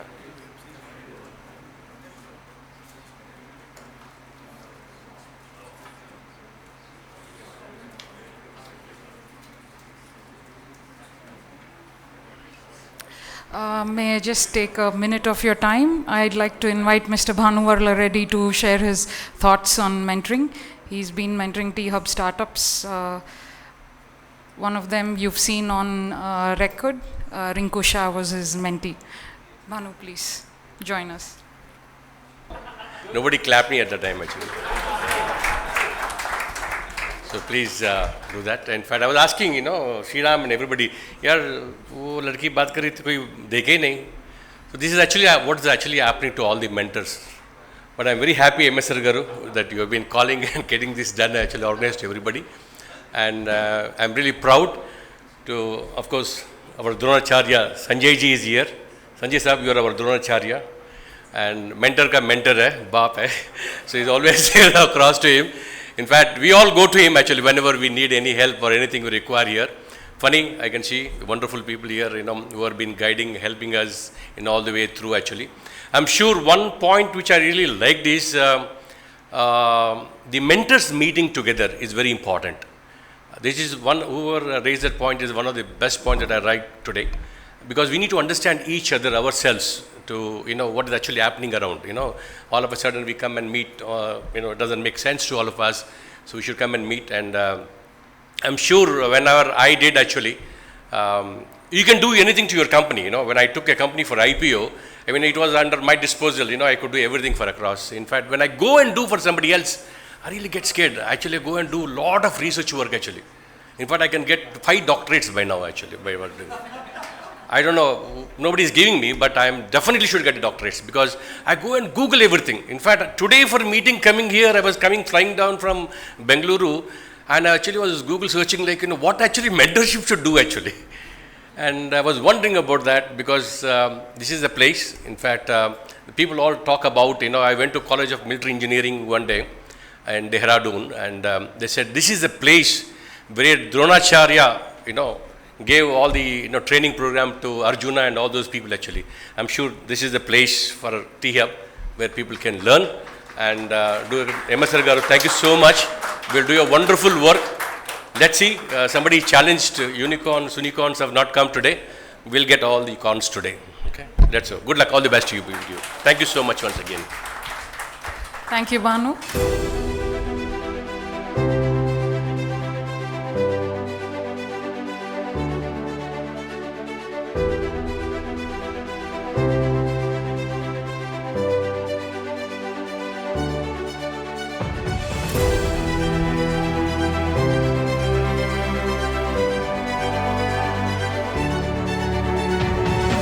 quick word of thanks. Thank you, mentors. Thank you, ecosystem partners. Thank you, MSR, for all the support. Thank you, THub team, for making this a wonderful event. I'm sure the mentors are happy. We'll keep them happy. Thank you. Can we all have a picture with all the mentors with their badges pinned with the THub leadership?